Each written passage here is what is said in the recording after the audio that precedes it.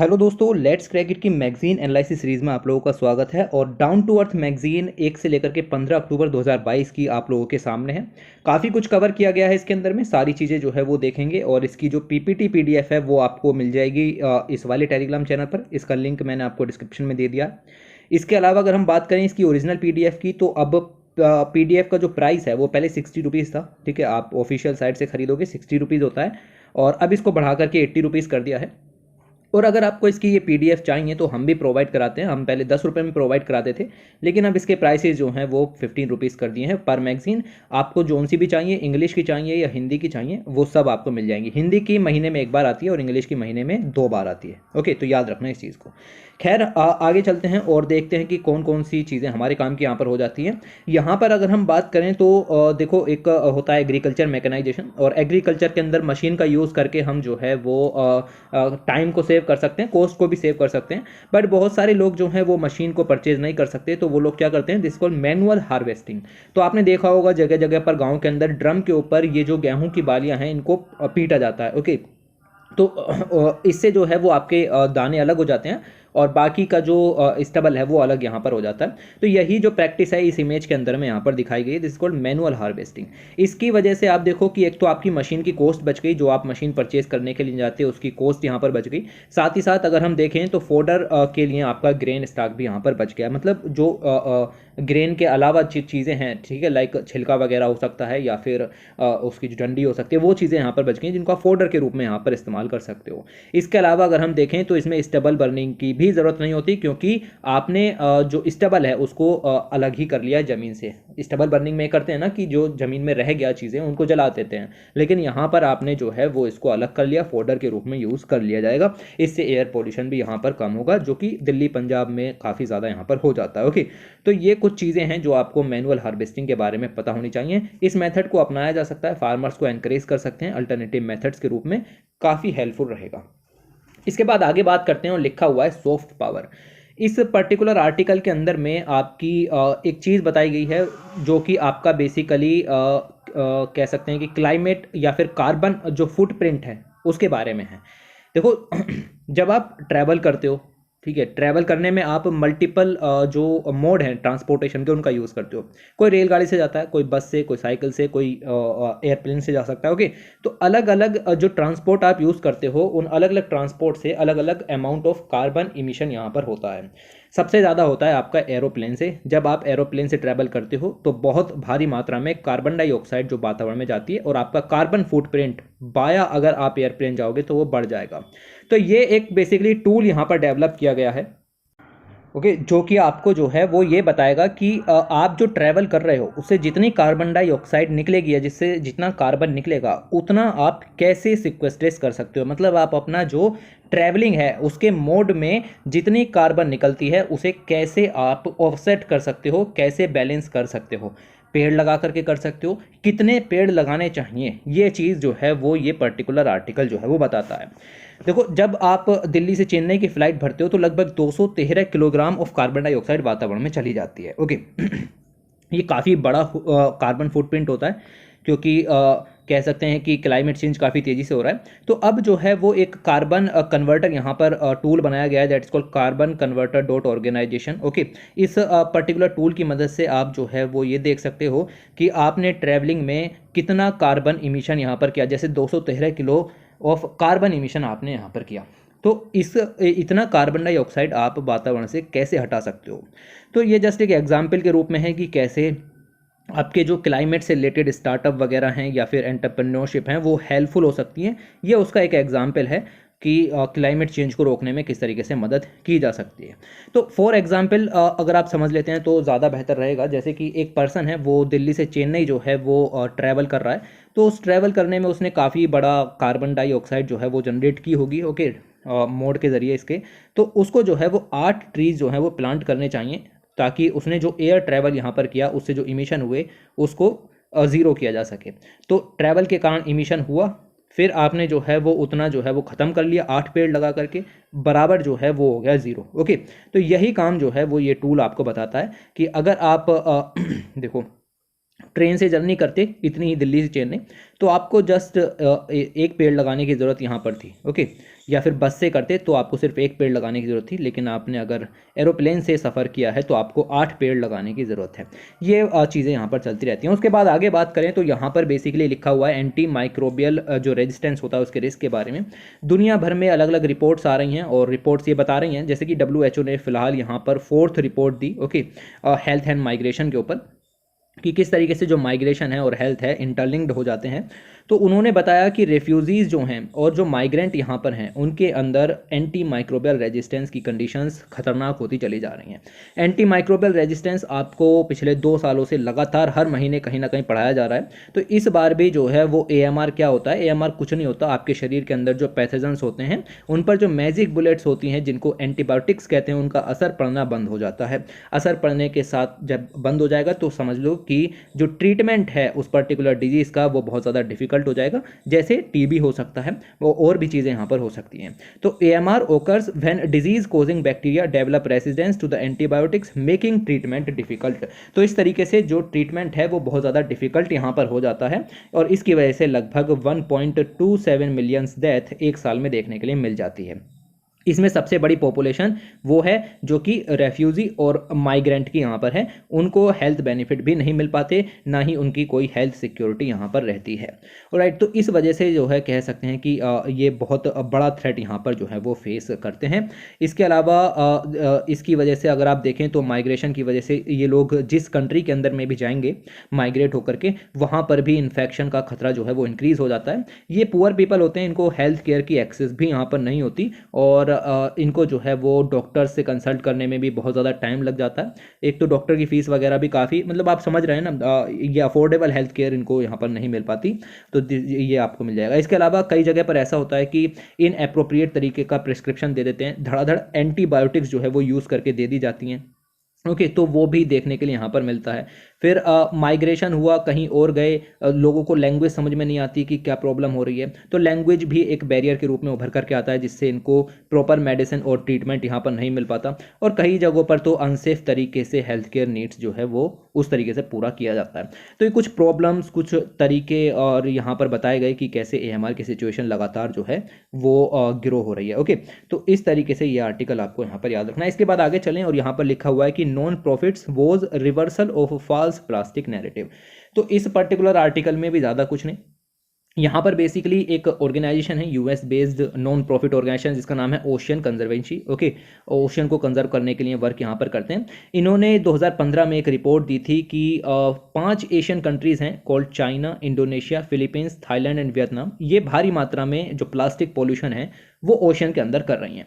ये रिपोर्ट इन्होंने 2015 में दी थी। इनके ऊपर कई सवाल उठे, भाई एशियन कंट्रीज़ की बात क्यों कर रहे हो, US वगैरह भी तो इस काम को करते हैं। इनके ऊपर ये कह सकते हैं कि यहाँ पर एलिगेशन लगाए गए कि इन्होंने जो है वो ग्लोबल नॉर्थ का जो रोल है प्लास्टिक पॉल्यूशन को, वेस्ट एक्सपोर्ट को, इन सब को बढ़ाने में, उसको इग्नोर कर दिया। यानी रिपोर्ट को एक तरीके से बायस जो है वो बताया गया 2015 की रिपोर्ट के हिसाब से। तो अब जो है वो क्या किया है, ओशन कंजर्वेंसी ने कहा है कि लो, हमको आपने जो है बायस बताया, अब हम US के अंदर में भी प्लास्टिक वेस्ट को ख़त्म करने की कोशिश करेंगे। ग्लोबल नॉर्थ की बात की जा रही है, तो वेस्ट कॉलोनियलिज्म जिसको कहते हैं, मतलब जो छोटी डेवलपिंग कंट्रीज़ हैं, ठीक है, या फिर पुअर कंट्रीज़ हैं, उन सब के अंदर में वेस्ट जो है वो डाला जाता है। हजार्डस वेस्ट हो सकता है, प्लास्टिक वेस्ट हो सकता है, रेडियो एक्टिव वेस्ट हो सकता है, न्यूक्लियर वेस्ट, ओके। तो इस सारे वेस्ट को जो है वो डाला जाता है, जिस तरीके से वो जो कंट्रीज़ हैं वो कॉलोनाइज हो जाती हैं, जैसा कि पहले भी थी, उसको वेस्ट कॉलोनाइजेशन कहते हैं। तो ये प्रैक्टिस के ऊपर इनके ऊपर एलिगेशन लगाया गया था कि आप इस चीज़ को बढ़ावा दे रहे हैं, लेकिन अभी जो है वो इन्होंने कहा है कि हम US के अंदर में भी सफाई जो है वो शुरू करते हैं, ग्लोबल अलायंस बना करके US के अंदर में जो प्लास्टिक रिडक्शन पॉलिसीज़ हैं उनको प्रायोरिटीज़ यहाँ पर देंगे। तो अब US के साथ में मिलकर काम किया जाएगा। खैर, ये सब चलता रहता है, ज़्यादा डिटेल में जाने की ज़रूरत नहीं पड़ेगी। इसके बाद अगर हम आगे बात करें, लिखा हुआ है वॉर में change global wheat scenario. Simple सी बात है, पिछले 4 महीनों से हम इस चीज़ को कवर कर रहे हैं कि रशिया यूक्रेन वॉर के कारण जो व्हीट के प्राइसेस हैं वो लगातार बढ़े हैं। प्राइसेस बढ़ने का मतलब सीधा सीधा ये भी हो जाता है कि धीरे धीरे इसकी जो कह सकते हैं कि प्रोडक्शन है वो भी यहाँ पर कम हुआ है। अलग अलग तरीके के इंटरनेशनल बैरियर्स भी नज़र आए हैं, व्हीट पर इम्पैक्ट पड़ा है, प्राइस राइज हुए हैं, और इसके अलावा जो क्रॉप्स का कल्टिवेशन है उससे इमिशंस भी काफ़ी ज़्यादा यहाँ पर हुए हैं। रशिया और यूक्रेन टोटल मिलाकर के पूरी दुनिया का 28% व्हीट का प्रोडक्शन यहाँ पर करते हैं। वॉर के कारण आप देखोगे कि ये सब चीज़ें डिसरप्ट हो गई। डिसरप्ट होने के साथ साथ जो व्हीट का एक्सपोर्ट है वो भी यहाँ पर रुक गया। यूक्रेन से निकलने वाला व्हीट जो है वो ख़त्म हो गया। ओके, इंडिया ने भी अपनी व्हीट और जो राइस है उसकी सप्लाई पर थोड़े से एलिगेशंस लगाए। व्हीट का तो एक्सपोर्ट ही बैन कर दिया था। ओके, और राइस पर भी 20% ड्यूटी जो है वो लगाई थी। तो ये चीज़ें जो है वो नज़र आती हैं कि ये इम्पैक्ट यहाँ पर पड़ा। इम्पैक्ट सिर्फ रशिया पर और यूक्रेन पर नहीं, पूरी दुनिया पर पड़ा, चाहे वो कोई भी कंट्री यहाँ पर निकल करके आए। अब ये जो डाटा दिया गया है इसको इग्नोर मारो, इतना डिटेल में भी जाने की ज़रूरत नहीं है। उसके बाद आगे लिखा हुआ है डेवलपमेंट बॉयज़, और इसमें बेसिकली आपको बताया गया है हाल ही में जारी की गई ह्यूमन डेवलपमेंट इंडेक्स के बारे में। और ये जो है वो रिपोर्ट यहाँ पर रिलीज़ की गई। इसका नाम पूरा आपको मिल जाएगा, uncertain times unsettled lives shaping our future in a transforming world. ये 8 सितंबर 2022 को रिपोर्ट जो है वो जारी की गई। 191 कंट्रीज़ को जो है वो यहाँ पर आपका कह सकते हैं कि पैरामीटर्स के बेस पर रैंक यहाँ पर किया गया कि आखिर उन कंट्रीज़ में ह्यूमन डेवलपमेंट किस तरीके का हो रहा है। तो इसके अंदर 4 पैरामीटर्स हैं, आपको रटे हुए होने चाहिए, चाहे रिपोर्ट रिलीज हुई हो हाल ही में चाहे ना हुई हो। एक है life expectancy at birth, second one is the mean year of schooling, third is the expected year of schooling and fourth is the gross national income per capita. Okay, तो ये जो है वो आपको पता होनी चाहिए कि किस तरीके से जो है वो काम यहाँ पर हो रहा है। इसके अलावा बात करें पूरी दुनिया में, अगर हम बात करें जो लाइफ एक्सपेक्टेंसी है उसमें गिरावट देखने के लिए मिली है। और 2019 में लाइफ एक्सपेक्टेंसी पूरी दुनिया की ऑन एन एवरेज 72.8 ईयर्स थी, लेकिन ये घट करके 71.4 ईयर्स रह गई है 2021 के अंदर में। ऐसे ही बाकी के बैरियर्स भी जो हैं वो गिरे हैं, लेकिन इनको पढ़ने की ज़रूरत नहीं है। इंडिया में क्या हुआ ये आपके लिए जानना यहाँ पर ज़रूरी हो जाता है। इंडिया के अंदर में बात करें तो रैंकिंग इंडिया की 2020 में 131 थी, लेकिन 2020 में 131 थी और 2021 में रैंकिंग जो है वो 132 यहाँ पर हो गई है। इंडिया की जो लाइफ एक्सपेक्टेंसी है वो भी ड्रॉप हुई है। 2020 में 69.7 ईयर्स थी, लेकिन ये घट करके 67.2 ईयर्स यहाँ पर हो गई है। ये पॉइंट आपको यहाँ पर ध्यान में रखना है। इसके अलावा जो मीन ईयर ऑफ स्कूलिंग है वो भी आपके जो हैं वो 6.7 ईयर्स हैं, वाइल एक्सपेक्टेड ईयर्स जो हैं वो लगभग 11.9 ईयर होने चाहिए थे। ओके, तो ये चीज़ें भी जो हैं वो गिरी हैं। GNI भी यहाँ पर आप देखो कि पर कैपिटल लेवल जो है वो आपको मिल जाएगा कि 5.25 लाख के करीब है। Every data is not important, लेकिन आप समझने की कोशिश करो कि ग्लोबल लेवल पर क्या सिनेरियो चल रहा है। इंडिया में भी सेम लगभग सिनेरियो जो है वो निकल करके आ रहा है। इसके अलावा अगर हम यहाँ पर बात करें तो कुछ चीज़ें गलत हुई हैं, ठीक है, कुछ चीज़ों में गिरावट देखने के लिए, जैसे लाइफ एक्सपेक्टेंसी है या फिर मीन ईयर ऑफ स्कूलिंग है, लेकिन कुछ पॉजिटिव चीज़ें भी यहाँ पर निकल करके आई हैं। कुछ चीज़ों में इंप्रूवमेंट भी देखने के लिए मिला है। जैसे अगर हम बात करें इनइक्वालिटी, तो इंडिया के अंदर में इनइक्वालिटी जो है वो कम हुई है। Impact of inequality on human development is lower. India is bridging the human development gap between man and women faster than the world. तो इंडिया जो है वो इस गैप को लगातार कम कर रहा है। This development has come at a smaller cost to the environment, और एनवायरनमेंट पर भी ज़्यादा नुकसान नहीं पड़ा है। इंडिया एनवायरनमेंट और एजुकेशन, हेल्थ, इन सब क्षेत्रों में भी काफ़ी अच्छा कर रहा है। Clean water, sanitation, affordable clean energy provide कराने के लिए। ओके, तो ये सब चीज़ें जो हैं वो आपको यहाँ पर दी गई हैं, और इतना पॉइंट जो है वो आपको यहाँ से याद रखना था। इसके बाद आगे चलते हैं और देखते हैं कि आखिर ग्लोबल लेवल पर क्या चल रहा है। तो यहाँ पर पहली न्यूज़ आ जाती है कैरिबियन कंट्रीज़ की। कैरिबियन कंट्रीज़ के अंदर में आपकी एक आ जाती है आपका प्यूर्तो रिको, और दूसरी आ जाती है आपकी ये कंट्री, और तीसरा आ जाता है डोमिनियन रिपब्लिक। ओके, तो ये 3 कंट्रीज़ यहाँ पर हैं। इनमें हरिकेन जो है आया, जिसकी वजह से भारी मात्रा में बाढ़ आई, और ये हरिकेन का नाम दिया गया है जिसका नाम है फियोने। ओके, तो ये इस तरीके के हरिकेन जो हैं वो यहाँ पर आए। याद रखना कि कौन कौन सी चीज़ें जो है वो निकल करके आती हैं। इसके अलावा फ्रांस के अंदर में डेंगू के केसेस बढ़ गए। बाकी की चीज़ें पढ़ने की ज़रूरत नहीं है, थोड़ा सा इसको सिंथेसाइज करने की कोशिश यहाँ पर करते हैं। ओके, तो क्योंकि ग्लोबल है, इंडिया पर इनका इम्पैक्ट जो है वो ऐसे डायरेक्ट नहीं पड़ेगा, लेकिन पूरी दुनिया में केसेस जो हैं वो लगातार निकल रहे हैं। तो जस्ट एक आइडिया रखो कि कहाँ पर कैसे केसेस जो हैं वो निकल करके आ रहे हैं।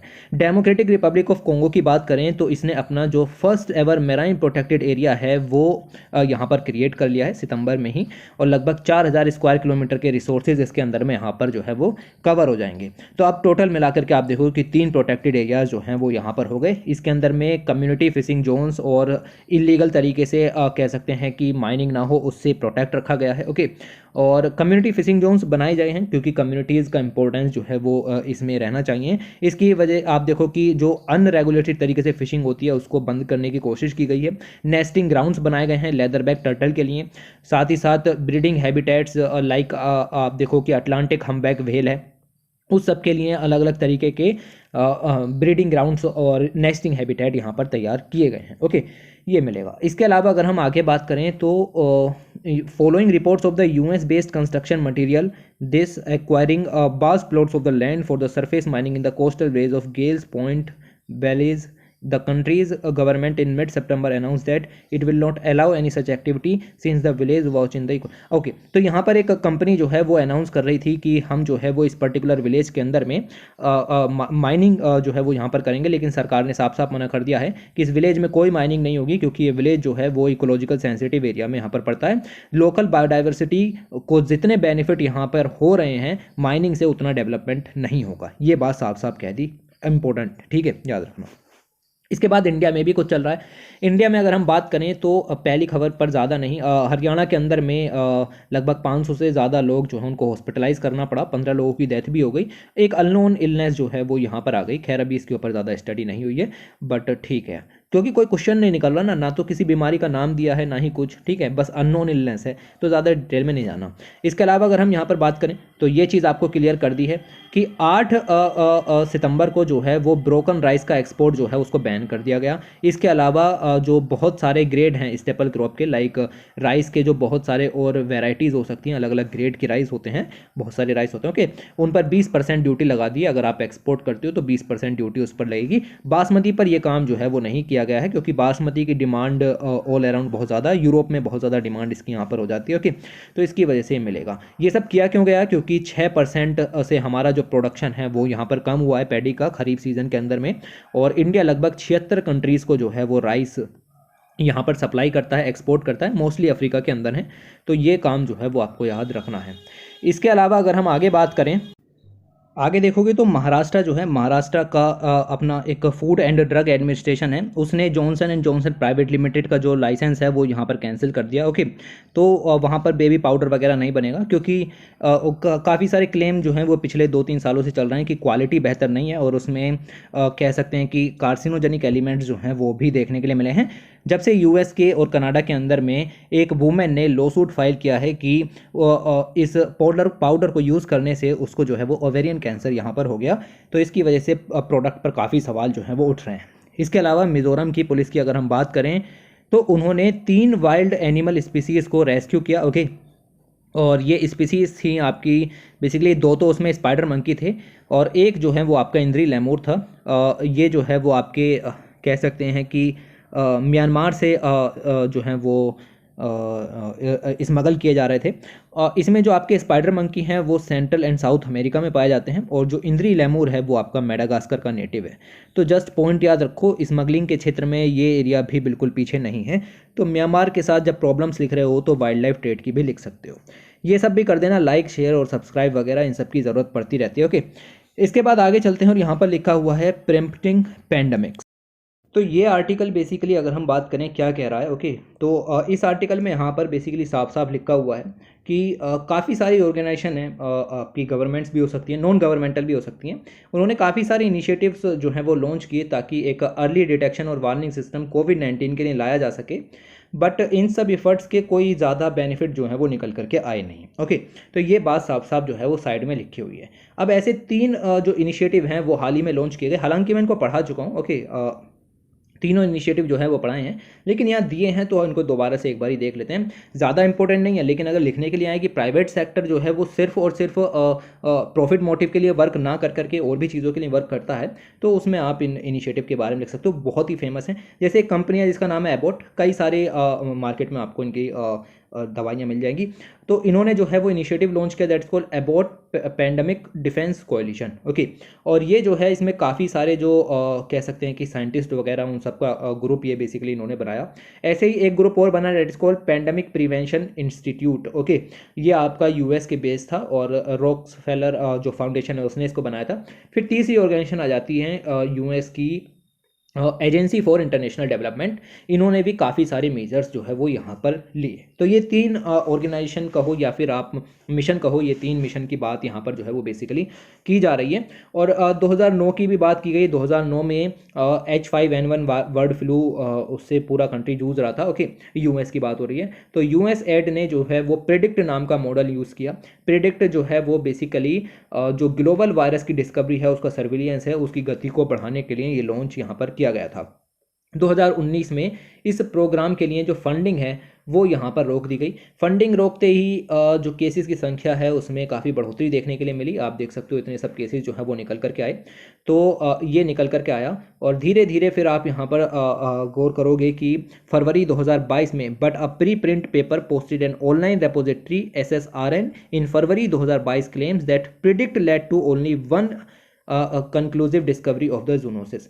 तो जो वायरस हैं जो कि एनिमल से ह्यूमन के अंदर में ट्रांसफ़र होते हैं, तो प्रिडिक्ट नाम का जो बेसिकली ये टूल बनाया गया था, ये पता चला कि ये सिर्फ एक ही तरीके के वायरस की डिस्कवरी करता है, दैट इज़ कॉल्ड H5N1। बाकी किसी वायरस की डिस्कवरी जो है वो नहीं कर सकता। ओके, तो ये चीज़ें निकल करके आई हैं कि ऑलमोस्ट इम्पॉसिबल। याद रखने की ज़रूरत नहीं है कुछ भी, आपको पता है आपके सिलेबस में इधर से उधर तक कहीं फिट नहीं हो रहा, बट आपको पता होना चाहिए कि there is something called predict नाम का टूल, जो कि यूएसएड ऑर्गेनाइजेशन के द्वारा यूज़ किया गया था H5N1 बर्ड फ्लू के केसेस के अंदर में। जस्ट इतना पॉइंट याद रखना। बाकी क्या एलिगेशन लगे क्या एलिगेशन नहीं लगे, इतना याद रखोगे तो नहीं चलेगा काम।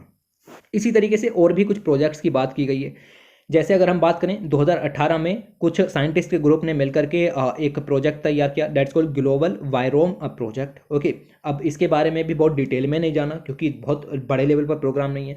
काम क्या होगा भाई, वही होगा, अपने प्लेनेट को बचाना है। जो अननोन वायरसेस आ रहे हैं उनको आइडेंटिफाई करना है, उनकी जीनोम सिक्वेंसिंग करनी है। जूनोटिक जो वायरसेस निकल करके आ रहे हैं उनका ग्लोबल एटलस तैयार करना है। पेंडेमिक पोटेंशियल और एपिडेमिक से लड़ना है। ओके, तो ये सब चीज़ें जो है वो निकल के आएँ। कितना पैसा दिया, नॉट इम्पोर्टेंट। ओके, तो ये चीज़ें यहाँ पर आपको देखने के लिए मिल जाएंगी।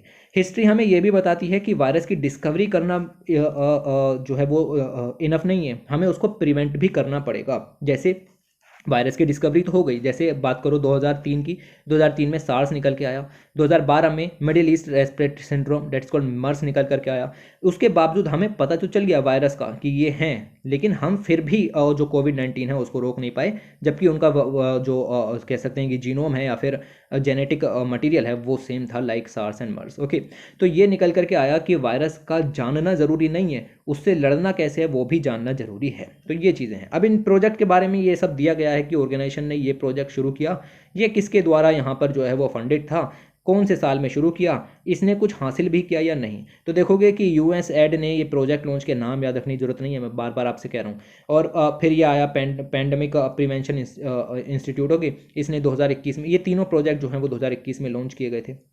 ओके, इन्होंने कोई अचीवमेंट ही हासिल नहीं की। तो कुल मिला के यही बताया जा रहा है कि फेल नज़र आते हैं। हालांकि अबाउट पैंडेमिक डिफेंस कोलिशन ने कुछ ना कुछ किया है, लेकिन पढ़ने की ज़रूरत नहीं है, याद रखने की भी ज़रूरत नहीं है। ओके, तो ये है। फिर ये ग्लोबल वायरोम प्रोजेक्ट है, ये भी निकल करके आया और इसने जो है वो प्लेनेट को बचाने की कोशिश की, जैसा कि मैंने आपको हाल ही में बताया 2018 में शुरू किया गया था। प्राइवेट प्रोजेक्ट हैं सारे के सारे, तो ज़्यादा डिटेल में जाने की ज़रूरत नहीं है, बट एक दो याद रखो। ऐसे प्रेडिक्ट टूल के बारे में भी बताया, इसने भी कुछ ना कुछ अचीवमेंट तो हासिल की हैं। 2009 में इसको जो है वो शुरू किया गया था, और ये चीज़ें थोड़ी सी याद रखो, बस सफिशिएंट है।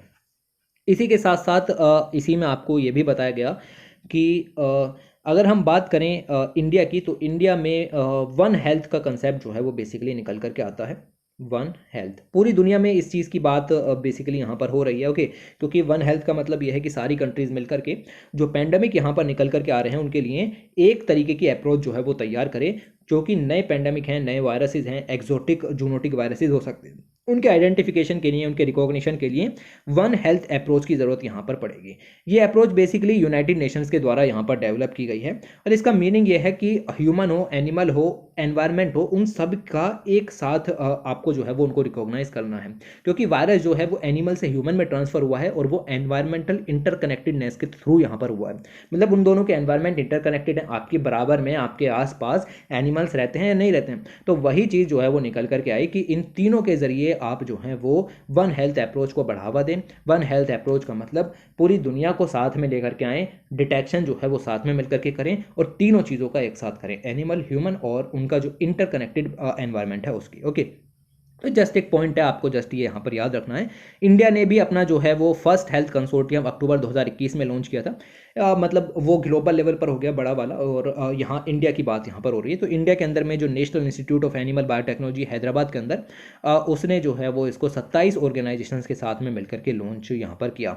इसके अलावा सरकार काफ़ी कुछ और भी कर रही है इंफ्रास्ट्रक्चर वगैरह को बूस्ट करने के लिए, जैसे कि प्रधानमंत्री आत्मनिर्भर स्वस्थ भारत योजना चलाई थी। 65,000 करोड़ रुपए की स्कीम ये 2021-22 में चलाई थी, जो इमर्जिंग डिजीज है उससे लड़ने के लिए इंफ्रास्ट्रक्चर क्रिएशन यहाँ पर करना है। लाइक बायो सेफ्टी लैब हो गई, मोबाइल बैंस हो गई, जो कि घर घर जाकर के बेसिकली या आपके इलाके मोहल्ले वगैरह में जाकर के जो स्वास्थ्य सुविधाएं हैं वो आपको उपलब्ध कराएंगी। इसके अलावा अगर हम बात करें तो सरकार ने अप्रैल 2021 के अंदर में हेल्थ मिनिस्ट्री ने बेसिकली जो इंटीग्रेटेड हेल्थ इंफॉर्मेशन प्लेटफॉर्म है उसका भी अपग्रेडेड वर्जन जो है वो यहाँ पर दिया। यहाँ पर आपको रियल टाइम डाटा देखने के लिए मिल जाएगा सभी चीज़ों से रिलेटेड, लाइक मेडिकल सुविधाओं से रिलेटेड। ओके, तो हेल्थ इंफॉर्मेशन यहाँ पर आपको अवेलेबल हो जाएगी। तो इस तरीके से चीज़ें जो हैं वो निकल के आती हैं, ये पर्टिकुलर नहीं पढ़ना। तो ये स्लाइड आपकी यहाँ पर जो है वो कंप्लीट होती है। आगे चलते हैं, और यहाँ पर अगर हम बात करें, लिखा हुआ है द न्यू स्क्रैम्बल। जो आपका यूरोप है, आपको पता है कि जो रशिया यूक्रेन के बीच में वॉर हुई है उसकी वजह से यूरोप के अंदर में पावर सप्लाई पूरी तरीके से डिसरप्ट हो गई है। एनर्जी इनसिक्योरिटी यूरोप हासिल कर चुका है। ओके, तो अफ्रीका के अंदर अब यूरोप घुसने की कोशिश कर रहा है कि बेसिकली अफ्रीका से हमें जो है वो पावर मिल जाए। ओके, एनर्जी की रिक्वायरमेंट हमारी हो जाए, चाहे फॉसिल फ्यूल से हो या रिन्यूएबल एनर्जी से, फिलहाल तो एनर्जी चाहिए। ओके, तो नेचुरल गैस के प्रोडक्शन को बढ़ाए। नेचुरल गैस आपकी रिन्यूएबल एनर्जी में नहीं आती है। ओके, तो नेचुरल गैस का प्रोडक्शन अफ्रीका में बढ़ाने की बात पर्टिकुलरली यूरोप जो है वो कर रहा है, और इसके लिए उन्होंने अलग अलग कंट्रीज से साझा भी किया है। ये जितना भी मैं अब तक बोला वो बात यहाँ पर साफ साफ लिखी हुई है। और अब जो है वो रशिया अपनी यूरोप जो है वो अपनी रशिया पर डिपेंडेंस और यूक्रेन पर डिपेंडेंस गैस के लिए उसको जो है वो धीरे धीरे कम कर रहा है, क्योंकि आगे माहौल ठीक नज़र नहीं आ रहा। तो ये चीज़ें हैं। अब इसमें यह है बात कि नेचुरल गैस पर डिपेंडेंसी बढ़ाई जाएगी। तो what about the Paris agreement goals. Okay, तो पेरिस एग्रीमेंट के अंदर में हमने कहा है कि फॉसिल फ्यूल नेचुरल गैस वगैरह को कम करेंगे, ग्लोबल टेम्परेचर राइज को 1.5 डिग्री सेंटीग्रेड तक लिमिट रखेंगे। ओके, रिन्यूएबल सोर्सेज का यूज़ करेंगे। कहाँ हो रहा है? कुछ नहीं हो रहा। ओके, तो वॉर जो है वो इन चीज़ों को पीछे धकेल देती है। इसके अलावा हाल ही में नवंबर के अंदर आने वाली है आपकी COP27 की meeting, United Nations framework convention on climate change की, जो कि इजिप्ट के अंदर में शर्म अल शेख नाम की जगह पर यहाँ पर होगी। इसके अंदर में जो अफ्रीकन यूनियन है वो एक प्रपोजल पास करने वाला है। प्रपोजल जो है वो ये होगा कि अभी अभी जो है वो पूरी दुनिया रिन्यूएबल की तरफ जाने की सोच रही है। तो अफ्रीकन यूनियन ये बात डालने वाला है आपका इजिप्ट की मीटिंग के अंदर में कि अभी जो है वो रिन्यूएबल की तरफ पूरी तरीके से मत जाओ, हम जो है वो दोनों को यूज़ करेंगे, renewable plus non renewable sources. क्यों? क्योंकि कंडीशंस चेंज हो गई हैं। रशिया यूक्रेन वॉर से पहले सिचुएशन कुछ और थी, लेकिन अब सिचुएशन कुछ और है। तो दोनों चीज़ों को साथ में यूज़ करने के बाद अफ्रीकन यूनियन जो है वो कहने वाला है, और उम्मीद ये लगाई जा रही है कि यूरोप जो है वो इसको हाँ करेगा। यूरोप जो है वो अफ्रीकन यूनियन को सपोर्ट करेगा, क्योंकि यूरोप के पास एनर्जी है नहीं, और उसको एनर्जी कहाँ से मिलेगी? अफ्रीका से। बात समझ में आई? तो जस्ट इतना पॉइंट अभी आपको इस पर्टिकुलर आर्टिकल से निकल करके आता है। अगर मैं बात करूं अफ्रीका की, तो अफ्रीका के पास दुनिया की पूरी नेचुरल गैस रिजर्व का 9% रिजर्व निकल करके आते हैं। ये बात क्लाइमेट एक्शन ट्रैकर से निकल करके आती है, जो कि अलग अलग तरीके की नॉन प्रॉफिट ऑर्गेनाइजेशन हो सकती हैं। अगर हम यूरोप की ही बात करें तो यूरोप के अंदर में 3 कंट्रीज हैं। First is called Algeria, second is called Nigeria and third is called Egypt. ये टुगेदर जो है वो पूरे टोटल प्रोडक्शन का 87%, अफ्रीका के टोटल प्रोडक्शन का 87% यहाँ पर प्रोड्यूस कर रही हैं। तो तीनों कंट्रीज जो हैं वो काफ़ी इंपॉर्टेंट हैं, स्ट्रेटेजिक कंट्रीज हैं। यूरोप हो या फिर कोई और हो, लाइक एशिया वगैरह, एशिया में तो अभी है सिक्योरिटी वगैरह की, बट इन कंट्रीज पर डिपेंडेंस जो है वो लगातार बन रही है। आप देख सकते हो कि अगर अफ्रीका के मैप की बात करें तो धीरे धीरे अफ्रीका जो है वो हब बनने वाला है। और हब इस किस क्षेत्र में? तो एनर्जी के क्षेत्र में हब बनने वाला है, और वो भी नेचुरल गैस के रूप में। तो यूरोप की एनर्जी रिक्वायरमेंट अब कौन पूरी करेगा? तो वो पूरी करेगा अफ्रीका। आप देख सकते हो मैप दिया गया है आपके सामने। अल्जीरिया कितना प्रोडक्शन करता है? ये रहा। इजिप्ट कितना प्रोडक्शन करता है? ये रहा। नाइजीरिया कितना प्रोडक्शन करता है? ये रहा। आपको अमाउंट याद रखने की जरूरत नहीं है। आप याद रखो कि ये 3 बड़ी कंट्रीज जो है वो बेसिकली यहाँ पर निकल करके आती हैं। बाकी और कंट्री लाइक कोंगो बेसिन हो गया, अंगोला हो गया, ओके, ये सब कंट्रीज़ यहाँ पर निकल करके आती हैं। ये जो पीली और ऑरेंज रंग की लाइंस दिखाई गई हैं, ये सब पाइपलाइंस कंस्ट्रक्ट हो रही हैं, पाइपलाइंस कंस्ट्रक्ट हो रही हैं, ठीक है। तो ये चीज़ जो है वो आपको यहाँ पर याद रखनी है, ज़्यादा डिटेल में नहीं जाना, बार बार कह रहा हूँ, ओके। तो ये सब थोड़ा सा पॉइंट यहाँ पर याद रखो। अब इसके कुछ फ़ायदे और नुकसान की बात कर लेते हैं। अगर मैं बात करूँ प्रोस की या फिर बेनिफिट्स की, और इधर में आपके जो हैं वो बेसिकली आ जाते हैं नुकसान आ जाते हैं, कॉन्स लिख लो, ठीक है। तो अगर हम बात करें बेनिफिट की, तो किसको क्या बेनिफिट होगा भाई? अगर हम बात करें यूरोप की, तो यूरोप के पास एनर्जी है नहीं, तो एनर्जी रिक्वायरमेंट उसकी यहाँ पर पूरी हो जाएगी यूरोप की, ओके। यूरोप को एनर्जी सिक्योरिटी यहाँ पर हासिल मिल जाएगी। अगर हम बात करें अफ्रीकन कंट्रीज़ की, तो अफ्रीका के अंदर में उतना तेज़ी से डेवलपमेंट है नहीं, ओके। तो वहाँ पर नेचुरल गैस के अंदर में जब बढ़ोतरी होगी, उनका एक्सपोर्ट बढ़ेगा, तो वहाँ पर इनकम जनरेशन होगा और उन लोगों को इनकम सिक्योरिटी हासिल होगी, उनका लिविंग स्टैंडर्ड बढ़ेगा, और कह सकते हैं कि इकोनॉमिक डेवलपमेंट भी वहाँ पर जो है वो हो सकता है। फिर अगर हम बात करें तो जो अफ्रीका के अंदर में मार्केट हैं, ओके, इकोनॉमिक मार्केट कह सकते हो या ऑयल मार्केट्स कह सकते हो, गैस मार्केट्स हो सकते हैं, उन मार्केट्स को भी बेसिकली जो नए जगह हैं वो देखने के लिए मिलेंगी। अफ्रीका के अंदर में नए मार्केट्स खुलेंगे, और साथ ही साथ यूरोप के अंदर में भी उनको नए मार्केट्स की एवेबिलिटी जो है वो हो जाएगी, जिससे अफ्रीका और यूरोप के बीच के जो टाइज हैं वो भी यहाँ पर बढ़ने के चांसेस नज़र आते हैं, ओके। तो ये चीज़ें सब कुछ बेनिफिट हो गई। बाकी और भी कंट्रीज़ हैं लाइक इंडिया वगैरह, उनको भी थोड़ा बेनिफिट होगा, क्योंकि अफ्रीका के साथ जो है वो धीरे धीरे कोएलिशन यहाँ पर बढ़ रहा है यूरोप वगैरह का, और ये सब में जो है वो फ़ायदा देखने के लिए मिलेगा। खैर डायरेक्टली जो इंडिया है उसका कोई रोल यहाँ पर नहीं निकल करके आता, बट ठीक है, ओके। एशिया में भी अगर इस तरीके का कुछ होता है तो हमें मार्केट पता है कि कहाँ पर मिलेगा। इसके बाद कुछ नुकसान भी होंगे, जी हाँ बिल्कुल यहाँ पर होंगे। वॉर यहाँ पर हो रही है, ठीक है, रशिया यूक्रेन वॉर यहाँ पर चल रही है, यूरोप के अंदर में एनर्जी इनसिक्योरिटी बढ़ रही है। तो एनर्जी इनसिक्योरिटी यहाँ पर बढ़ रही है, ठीक है। आपने कह सकते हैं कि अफ्रीका को as a natural gas hub के रूप में चूज़ किया है, बट नेचुरल गैस की डिमांड यहाँ पर बढ़ जाएगी। तो what about the Paris climate goals, okay. तो रिन्यूएबल एनर्जी का जो टारगेट है उससे हम बहुत ही जो है वो पीछे जो है वो चले गए हैं। एक दिक्कत तो ये निकल करके आती है। दूसरी दिक्कत ये आती है कि एविडेंस देखने के लिए मिले हैं कि अफ्रीका के अंदर जब जब नेचुरल गैस का ह्यूज एक्सप्लोरेशन यहाँ पर हुआ है, वहाँ पर डेवलपमेंट जो है वो कम हो गए हैं, उतनी तेज़ी से डेवलपमेंट हुए नहीं हैं। तो जहाँ हम ये नए मार्केट की इनकम जनरेशन की बात कर रहे हैं, इसके कोई डायरेक्ट एविडेंस देखने के लिए यहाँ पर नहीं मिले हैं। डेवलपमेंट उतना जो है वो अफ्रीका के अंदर में होता नहीं है। तीसरा, सोच करके देखो कि अगर रशिया और यूक्रेन के बीच में सब कुछ सही हो गया, तो वापस से जो यूरोप है वो रशिया की तरफ को यहाँ पर झुक जाएगा, क्योंकि रशिया अपना एक इंफ्रास्ट्रक्चर डेवलप कर रहा है, that is called Nord Stream, okay. Nord Stream 2 pipeline है, नॉर्ड स्ट्रीम 1 भी है। तो वो सब पाइपलाइन जो है वो पूरे यूरोप तक फैली हुई होंगी, जिससे कि गैस की सप्लाई अच्छी रहेगी। तो आप ये सोच करके देखो फिर अफ्रीका का क्या होगा। अफ्रीका ने ये सोचा कि नेचुरल गैस के जरिए इकोनॉमी को बढ़ाएंगे, लेकिन धीरे धीरे सिचुएशन अगर सही हो गई तो नेचुरल गैस की डिमांड अफ्रीका से कम हो जाएगी। फिर क्या होगा, ओके। तो ये दिक्कत यहाँ पर आएगी। चौथी चीज़ ये आएगी कि अफ्रीका इस समय किसी भी तरीके से रिन्यूएबल एनर्जी की तरफ जाने की सोच ही नहीं रहा है, तो उसके लिए दिक्कत हो जाएगी कि जब सिचुएशन सही होगी तब आप रिन्यूएबल एनर्जी की तरफ एकदम से नहीं जा पाओगे, क्योंकि धीरे धीरे पूरी दुनिया को कार्बन इमिशन कम करने की ज़रूरत पड़ेगी। खैर ये सब बातें हो गई, थोड़ा सा याद रखो, आराम से लिख पाओगे, कुछ भी आ जाता है पूरी दुनिया का, ओके।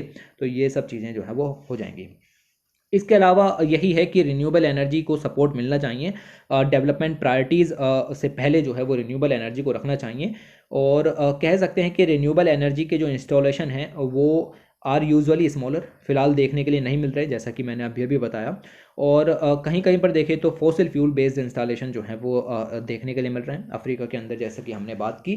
और कंट्रीज़ जो हैं वो अपनी मैन्युफैक्चरिंग कैपेसिटी हैं या फिर लेबर फोर्स है उसको भी बढ़ा रही हैं, specially for the fossil fuel और नेचुरल गैस के प्रोडक्शन के लिए। अब पॉलिसीज़ को ढंग से करने की ज़रूरत है, पॉलिसीज़ को सही करने की ज़रूरत है, पीपल्स को बेनिफिट हो, एनवायरनमेंट को बेनिफिट हो, और जो आपके इकोनॉमिक सेक्टर हैं उनका डीकार्बोनाइजेशन यहाँ पर हो सके। बहुत सारी अफ्रीकन कंट्रीज़ हैं। अब ये तो कुछ नेगेटिव चीज़ें हो गई कि भाई अफ्रीका में ये अफ्रीका वो, लेकिन कुछ अफ्रीकन कंट्रीज़ ऐसी भी हैं जो कि धीरे धीरे रिन्यूएबल एनर्जी की तरफ जा भी रही हैं। अब सारी तो एक जैसी नहीं हो सकती ना, तो कुछ अफ्रीकन कंट्रीज़ जो हैं वो आपकी उन्होंने स्टेप्स लेने शुरू भी कर दिए हैं, और वो ट्रांजिशन कर रही हैं, transition from fossil fuel to renewable energy, okay. जैसे मोरक्को है या फिर साउथ अफ्रीका है, उन्होंने टेक्नोलॉजिकल इंटरवेंशंस लेने शुरू कर दिए हैं, इनोवेशंस भी ले रहे हैं, लाइक हाइड्रोजन जो है वो उसका प्रोडक्शन बढ़ा रहे हैं, hydrogen as a clean fuel. Okay, Ethiopia है, तो इथोपिया भी जो है वो जियो थर्मल एनर्जी बना रहा है लगातार, जो है वो डैम्स वगैरह के जरिए सब काम जो है वो चल रहा है, तो जियो थर्मल एनर्जी यहाँ पर जो है वो डेवलप हो रहा है। कुछ और हैं जो कि सोलर पावर जनरेशन और विंड पावर जनरेशन में इन्वेस्टमेंट जो है वो कर रहे हैं। तो अफ्रीका के अंदर में अपॉर्चुनिटीज़ भी बहुत ज़्यादा हैं और अफ्रीका को फ़ायदे और नुकसान भी हमने डिस्कस किए। ओके, तो ये पॉइंट जो है वो आप यहाँ पर ध्यान में रखोगे।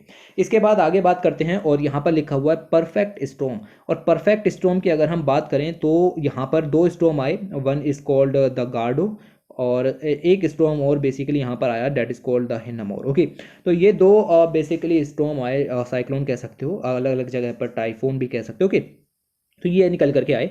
इन दोनों की वजह से एक इफेक्ट क्रिएट हुआ that is called the Fujiwhara effect. इस फूजीवारा इफेक्ट के बारे में एक डिफरेंट वीडियो अभी कल परसों ही अपलोड की है, उसका जो कह सकते हैं कार्ड मैंने यहाँ पर लगा दिया है। मैंने इसके ऊपर सेपरेट वीडियो बना दी है। ओके, क्योंकि वो कंसेप्ट रिल जाता अगर वो मैं यहीं पर ही पढ़ा देता। तो ओके, काफ़ी डिटेल में उस कंसेप्ट को मैंने एक सेपरेट वीडियो में कवर किया है, और उसका कार्ड यहाँ पर मैंने लगा दिया, आप उसको जरूर से देखो। ये उसकी इमेज है, अगर कार्ड नहीं लिख रहा तो आप इसको देख सकते हो। फूजीवारा प्रभाव के बारे में पूरा डिटेल में कवर किया है। इस पर्टिकुलर मैगजीन के पॉइंट्स भी कवर किए हैं, कुछ एक्स्ट्रा चीज़ें और भी थी लाइक जीआईएफ वगैरह का यूज़ करके उसको मैंने पूरा क्लियर कर दिया, तो उसको ज़रा आप ऊपर से यहाँ पर देखने की कोशिश कीजिएगा। फिर इंडिया में भैया वो चीते आ गए, अफ्रीकन चीताज। ओके, और बहुत समय से जो है वो ये चल रहा था कि अफ्रीकन चीताज आएंगे और आ गए। ओके, कहाँ पर आए? कूनो नेशनल पार्क के अंदर में, और ये इस तरीके से सजावट यहाँ पर जो है वो की गई। ओके, खैर अब बहुत से लोग चीते को पूरा लेकर के बैठ गए हैं, पीएचडी वगैरह सब उस पर चल रही है। खैर इतना डिटेल में नहीं जाना, यहाँ पर भी काफ़ी सारी चीज़ें दी गई थी, बट मैं थोड़ा सिंथेसाइज करके इस चीज़ को लेकर के आया हूँ। अगर हम बात करें चीताज की तो 52 में लगभग चीताज को एक्सटिंक्ट डिक्लेयर कर दिया गया है, 1952 में। आपको पता है मिस्टर नरेंद्र मोदी जी की उम्र क्या थी उस टाइम? 2 साल। ओके, मिस्टर नरेंद्र मोदी 2 साल के थे जब चीताज जो है वो इंडिया से एक्सटिंक्ट हो गए थे, लेकिन आज जब उनका 72वां बर्थडे जो है वो सेलिब्रेट हो रहा है तो अफ्रीकन चीताज जो है वो इंडिया के अंदर में आ गए हैं। 8 अफ्रीकन चीताज जो हैं वो इनको वेलकम यहाँ पर किया गया। कहाँ से आए हैं? नामीबिया से आए हैं, लगभग 9000 किलोमीटर का सफ़र करके वो यहाँ पर आए हैं, और उनको रखा कहाँ गया है? मध्य प्रदेश के अंदर में कूनो पालपुर नेशनल पार्क के अंदर में, जो कि श्योपुर डिस्ट्रिक्ट में पड़ता है।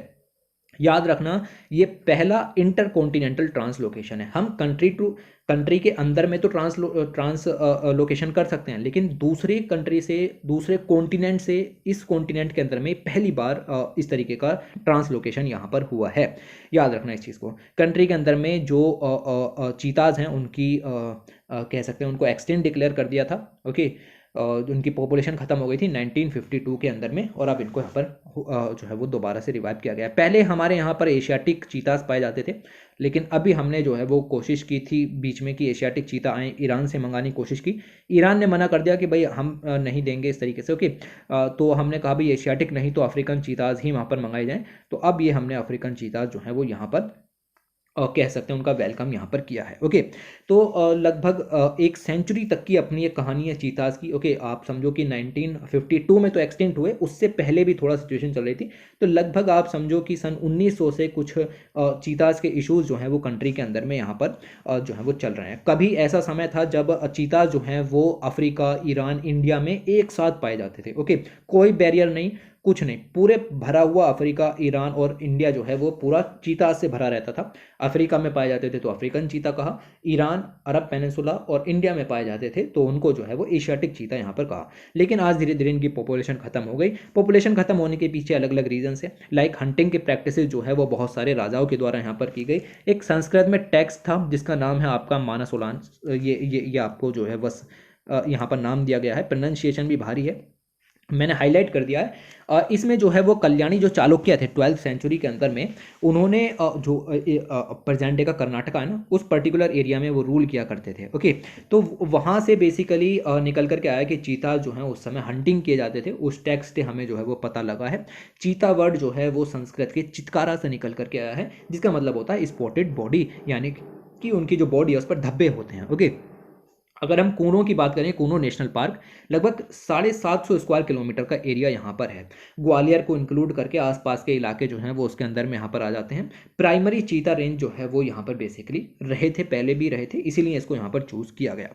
बाकी आपको ये पता जरूर होना चाहिए कि आखिर कूनो नेशनल पार्क ही क्यों, उसको भी हम डिस्कस करेंगे, क्योंकि यही एक इंपॉर्टेंट पॉइंट बनता है कि आखिर कूनो ही क्यों। ओके, बाकी कुछ क्यों नहीं, तो ये चीज़ें निकल करके आती हैं। इसके बाद अगर हम यहाँ पर बात करें तो अलग अलग राजाओं की बात दी गई है, मैं इसको थोड़ा सा और जल्दी से कवर करता हूँ। ओके, ये एक टाइमलाइन दी गई है कि कैसे जो चीताज हैं उनका काम यहाँ पर चला।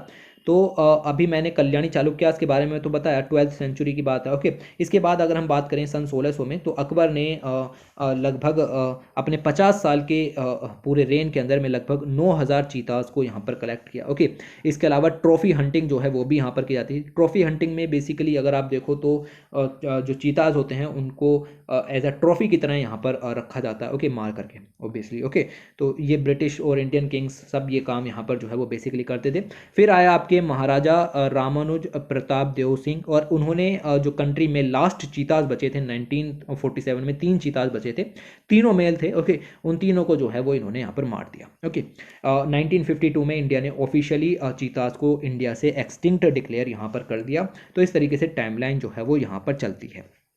आगे की टाइमलाइन भी जरा ध्यान से समझ लो, 2022 तक की टाइमलाइन है, तो अब इग्नोर नहीं करना, आप समझ लो। ओके, 1970 में कंट्री ने ईरान से बात करनी शुरू की भाई कि हमारे पास तो चीताज ख़त्म हो गए हैं और चीताज की ज़रूरत भी यहाँ पर है।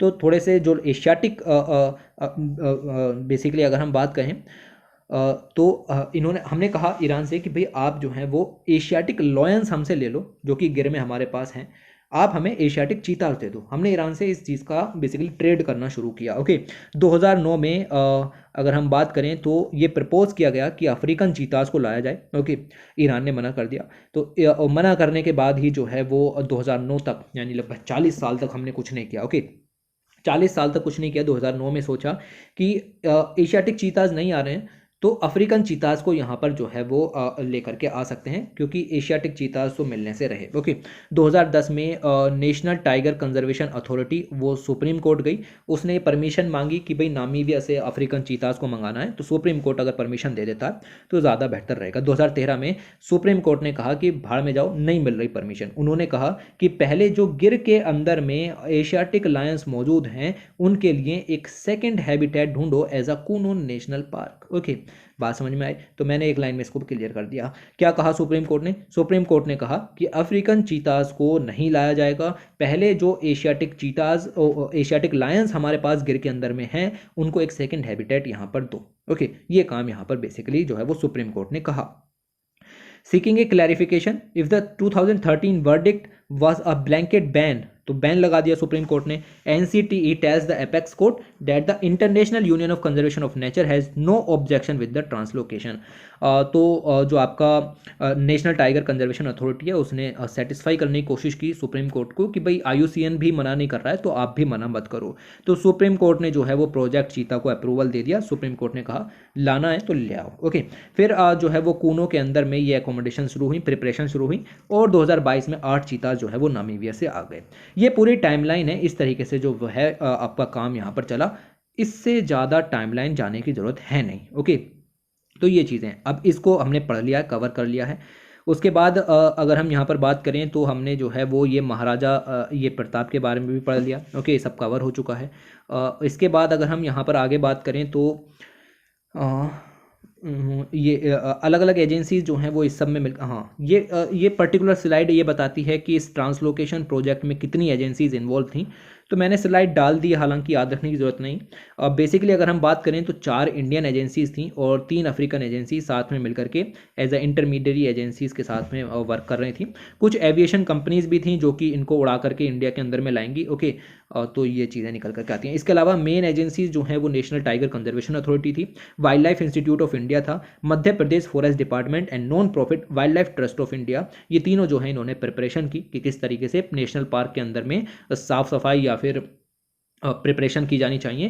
जो स्टाफ है उसको कैसे ट्रेनिंग दी जाए कि भाई चीताज आ रहे हैं तो उसकी कैसे देखभाल करोगे। ओके, क्लियरेंस वगैरह लेने पड़े अलग अलग, तो वो सब काम इन्होंने यहाँ पर किए। अफ्रीका की भी 3 एजेंसीज इसके अंदर में थी, like forest department of Namibia है, या फिर कंट्री के अंदर में जो चीता कंजर्वेशन फंड है, या फिर आपका endangered wild life trust in south Africa है, वो सब भी इनको मॉनिटर कर रहे थे। उन्होंने प्रिपेयर किया कि कौन कौन से चीताज जो है वो इंडिया जाएंगे। उन्होंने प्रिपेयर किया कि कोई वायरस तो इनके अंदर में नहीं है, कभी इंडिया में भी फैल जाए जाकर के, और ये सब किया। उनके रेडियो कॉलर्स लगाए, ट्रैकिंग सिस्टम्स जो हैं वो सब यहाँ पर जो है वो शुरू किए, ये काम किया गया। खैर, इसके अलावा बात करें जो लाल रंग का आपको पूरा इमेज दिख रहा है, ये इमेज दिखाता है कि पहले जो चीताज थी उनकी पॉपुलेशन कैसी थी, तो ऐसी पॉपुलेशन थी, सब में फैले पड़े थे। ओके, लेकिन धीरे धीरे जो है वो रेंज कम हो गई और आप देखोगे कि अब सिर्फ इस पर्टिकुलर ग्रीन एरिया के अंदर में ईरान में एशियाटिक चीताज, और ये पर्टिकुलर जो एरिया है specially eastern area of the African continent. Okay, यहाँ पर आपको जो है वो देखने के लिए मिल जाएंगे अफ्रीकन चीताज। तो ये हिस्टोरिक रेंज है लाल वाली, और जो ग्रीन वाली है वो करंट रेंज यहाँ पर निकल करके आती है। इसके अलावा अगर हम बात करें तो करंटली चीताज जो हैं वो अपनी हिस्टोरिक रेंज के सिर्फ 9% एरिया में पाए जाते हैं। मतलब लाल रंग की तुलना में जो ग्रीन वाला एरिया है वो 9% एरिया यहाँ पर है। हंटिंग हुई और बहुत सारी वजह से ये एरिया जो है वो श्रिंक हो गया। इसके अलावा कूनो पालपुर नेशनल पार्क में ये चीताज लाए गए। अभी हम और चीताज लाने की सोच रहे हैं, बट अभी नहीं, पहले इनकी कंडीशन को देखा जाएगा। और अगले जो चीताज हैं वो लाए जाएंगे आपके नोरादेही वाइल्ड लाइफ सेंचुरी के अंदर में, जो कि मध्य प्रदेश में है, और एक वाइल्ड लाइफ सेंचुरी या नेशनल पार्क और याद रखना है, that is called Shahgarh national park, जो कि आपका राजस्थान के अंदर में है। दोनों नेशनल पार्क के अंदर में फ्यूचर में जो चीताज हैं वो ला करके उनको रखा जाएगा। ठीक है, याद रखना इसके बाद में, इसके बारे में। ओके, इसके अलावा अगर हम बात करें तो चीताज लगभग प्रोटेक्टेड एरियाज में रखे जाते हैं, बट पूरी दुनिया में 67% जो चीताज की पॉपुलेशन है वो आपकी प्रोटेक्टेड एरिया से बाहर है, प्रोटेक्टेड एरियाज के अंदर में नहीं है, लाइक नेशनल पार्क वगैरह में नहीं है। ओके, 67%, आधे से ज़्यादा।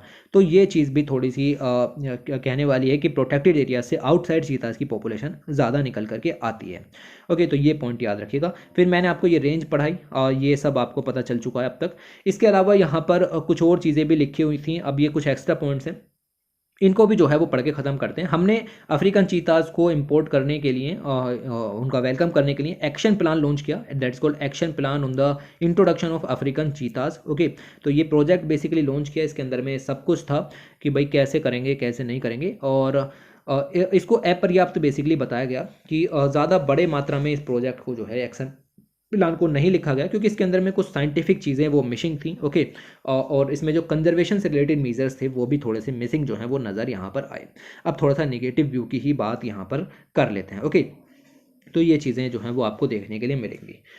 तो ये आपको कुछ पॉइंट्स यहाँ पर मिलेंगे। इसके अलावा अगर हम बात करें वाइल्ड चीताज की, तो वाइल्ड चीताज की यहाँ पर डेंसिटी वगैरह की बात की गई है, इसको इग्नोर करते हैं। To thrive cheetahs need extensive suitable habitat. Cheetahs को रहने के लिए एक बड़ा सुटेबल हैबिटेट चाहिए, वहाँ पर भारी मात्रा में शिकार होना चाहिए, प्रे होना चाहिए, और बहुत कम एंथ्रोपोजेनिक एक्टिविटीज़ वहाँ पर होनी चाहिए।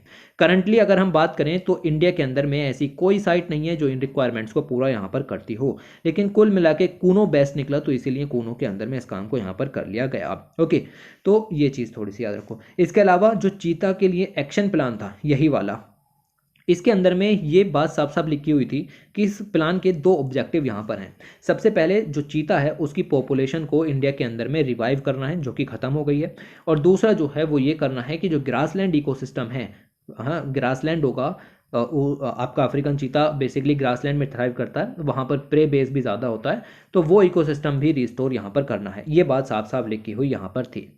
इसके अलावा जो अफ्रीकन चीताज हैं उनको national wild life action plan के अंदर में भी मेंशन यहाँ पर नहीं किया गया है। इसके अंदर आप देखो कि 2017 से 2031 के लिए हैं ये वाला जो एक्शन प्लान है, इस एक्शन प्लान के अंदर में इसको कवर नहीं किया गया है, बट इनको जो है वो बहुत सारी जो एंडेंजर्ड स्पीसीज़ हैं, okay, like great Indian bustard है या एशियाटिक लायन है, जो कि इस समय मौजूद हैं, उनसे ज़्यादा ध्यान इन पर दिया जा रहा है, जो चीज़ ख़त्म हो चुकी थी इंडिया के अंदर से। ओके, तो फिलहाल आप देखो राजस्थान में इंडियन बस्टर्ड जो है वो ख़त्म हो रहे हैं, धीरे धीरे एशियाटिक लॉयंस की जो जेनेटिक डाइवर्सिटी है वो यहाँ पर ख़त्म हो रही है। तो हमें इन चीज़ों पर भी फोकस करना चाहिए, हमें सिर्फ और सिर्फ अफ्रीकन चीताज पर ही क्यों फोकस करना है। 2013 की बात है कि सुप्रीम कोर्ट ने ऑर्डर दिया था कि गिर के जो लायंस हैं उनको ट्रांसफ़र करो कूनो के अंदर में 6 महीने में, लेकिन वो ट्रांसफ़र अभी तक नहीं हुआ है, 15 साल और लग जाएंगे अब, क्योंकि अब तो चीताज आ गए। ओके, तो ये चीज़ें कुछ निकल करके आती हैं, एक क्रिटिकल पॉइंट है, कभी कुछ मिलाने के लिए लिखना पड़ गया तो लिख देना। ओके, तो इस तरीके से यहाँ पर है। एक्शन प्लान ये कह रहा था कि लगभग 50 चीताज जो हैं वो हम अगले 10 सालों में लेकर के आएंगे। अभी 8 चीताज जो है वो आए हैं, बाकी के 42 चीताज भी धीरे धीरे यहाँ पर आएंगे। खैर वो जब आएंगे तब पढ़ लेंगे, बट ये चीज़ें अभी हमारे काम की यहाँ पर नहीं हो जाती। और इसके बाद अगर हम यहाँ पर बात करें तो कुछ और चैलेंजेस भी निकल करके आते हैं। लाइक द बिगेस्ट चैलेंज ये था कि कोई वायरस या फिर जैसे कि कैनाइन डिस्टेंपर वायरस है, ओके। तो वो सब जो है वो इंडिया के अंदर में ना आ जाएं, ओके, लाइक नामीबिया वगैरह से इंडिया के अंदर इंट्रोड्यूस ना हो जाएं। हालांकि चेकिंग वगैरह पूरी की गई तो उसके लिए भी एक चिंता निकल करके आ रही थी, बट ठीक है, ये काम सही से हो गया, यही बहुत है, ओके। तो हेल्थ स्क्रीनिंग वगैरह की गई, वैक्सीनेशन वगैरह सब यहाँ पर किया गया, क्वारंटाइन वगैरह भी यहाँ पर किए गए, ट्रांसलोकेशन सक्सेसफुल जो है वो बेसिकली यहाँ पर रहा। इसके अलावा अगर हम यहाँ पर बात करें तो कंप्लीट प्रोटेक्शन इनको देने की बात यहाँ पर हो रही है चीतास को। कूनो नेशनल पार्क इसलिए यहाँ पर डिसाइड किया गया क्योंकि वहाँ पर देखो तीनों कंडीशन जो हैं वो मिल रही हैं, ओके। अगर हम बात करें कूनो के अंदर में तो वहाँ पर जो लोग रहते थे आसपास वो कुछ समय पहले ही यहाँ पर रिलोकेट हुए हैं, क्योंकि कुछ समय पहले हम एशियाटिक लायंस को वहाँ पर लाने की बात कर रहे थे, तो हमने वहाँ पर जो रहने वाले ह्यूमन सेटलमेंट हैं उनको रिलोकेट कर दिया था। तो एरिया चारों तरफ से खाली था, एंथ्रोपोजेनिक डिस्टर्बेंस ज़्यादा था नहीं, तो ये कंडीशन जो है वो यहाँ पर मिल गई। दूसरी चीज़, वहाँ पर प्रे भी काफ़ी अच्छा है, वहाँ पर शिकार के लिए काफ़ी सारे एनिमल्स जो हैं वो मौजूद हैं, ओके। और तीसरी चीज़ जो है वो आपको ये भी यहाँ पर मिल जाएगी कि वहाँ पर कह सकते हैं कि जो कंपटीशन है वो भी थोड़ा सा कम है, थोड़ा सा कम है, ज़्यादा कम नहीं है, ओके। कंपटीशन का मतलब और भी बिग कैट्स यहाँ पर होंगे और भी प्रेडेटर्स वहाँ पर होंगे। जैसे कूनो के अंदर अभी भी 8 एग्जिस्टिंग प्रेडेटर्स जो है वो मौजूद हैं। लेपर्ड भी हैं, बुल्फ भी हैं, जैकाल हैं, इंडियन फॉक्स है, स्ट्रिप्ड हाइनाज हैं, जंगल कैट है, एशियाटिक वाइल्ड कैट है और रस्टेड स्पॉटेड कैट है। इनके साथ में अब चीता भी वहाँ पर रहेगा। तो सिंपल सी बात है कि उसके जो रिसोर्सेज हैं उनका डिस्ट्रीब्यूशन यहाँ पर होगा। चीतास के जो बच्चे होते हैं कब होते हैं उन पर भी अटैक के केसेस देखने के लिए मिल सकते हैं, ओके। तो ये सब चीज़ें जो है वो निकल करके आती हैं। अब ये एक चीते की हिस्ट्री दी गई है, कितनी उम्र है कितनी उम्र नहीं है, भाई इतना क्या करना है हमें, ठीक है। कौन सा आप क्या करने वाले हो, मतलब एग्ज़ाम निकालना है ना, तो बस इतना सफिशिएंट है कि इमेज देख ली है ये, ओके। तो इमेज देख ली, ये हैं 8 चीताज, इनकी इमेज दी गई है, फोटो दिया है, नाम दिया है, नाम भी है इनका अपना अपना, ओके। जैसे ये वाला जो है इसका नाम है आशा, तो लेडी है, ओके। तो ऐसे ही आपको और मिल जाएंगे, लाइक फ्रेडी है, ओके, सवाना नाम है इसका, इसका नाम है एल्टोन, ये शाशा, ये भी लेडी लग रही है मुझे, ओके। और इसी तरीके के आपके ये सियाया, खैर नाम पढ़ने में टाइम वेस्ट नहीं करते हैं, आगे चलते हैं। फिर ये एक और चीज़ निकल करके आई कि अगर ये चीज़ सक्सेसफुल रह गई, तो सक्सेसफुल हो गया मतलब अगर ये कूनो का जो एक्सपेरिमेंट है, तो हम जो है वो चीतास की जो रेंज है उसको एक्सपेंड कर सकते हैं, और रेंज एक्सपेंशन एफर्ट जो है वो चीतास के सक्सेसफुल नज़र आएंगे। क्योंकि साउथ अफ्रीका में भी इस काम को बेसिकली 2012 में यहाँ पर किया गया था, सदर्न और सेंट्रल एशिया से री इंट्रोडक्शन यहाँ पर किया गया बेसिकली, ओके। तो 28 चीता रीइंट्रोडक्शन किए गए थे। वहाँ पर भी इस तरीके की चीज़ें देखने के लिए मिली थी कि सफिशिएंट प्रे बेस था, हाई डेंसिटी थी, प्रीडेटर्स भी यहाँ पर मौजूद थे, एंथ्रोपोजेनिक थ्रेट जो है वो इनको एलिमिनेट यहाँ पर किया गया था, और प्रे का बेस भी यहाँ पर काफ़ी था। यही चीज़ें जो हैं वो आपको यहाँ पर कूनो में दिखती हैं, तो सक्सेसफुल नज़र आता है कि हाँ भाई काम जो है वो हो जाएगा, मतलब चीज़ें सेटिस्फाई रहेंगी। फिर मैंने आपको बताया कि थ्रेट क्या क्या है चीतास के लिए, तो जो और प्रेडिटर्स हैं वो छोड़ेंगे नहीं आसानी से, क्योंकि नया जो है वो प्रेडिटर उनके इलाके में यहाँ पर आया है, तो अच्छी बात नहीं है ये।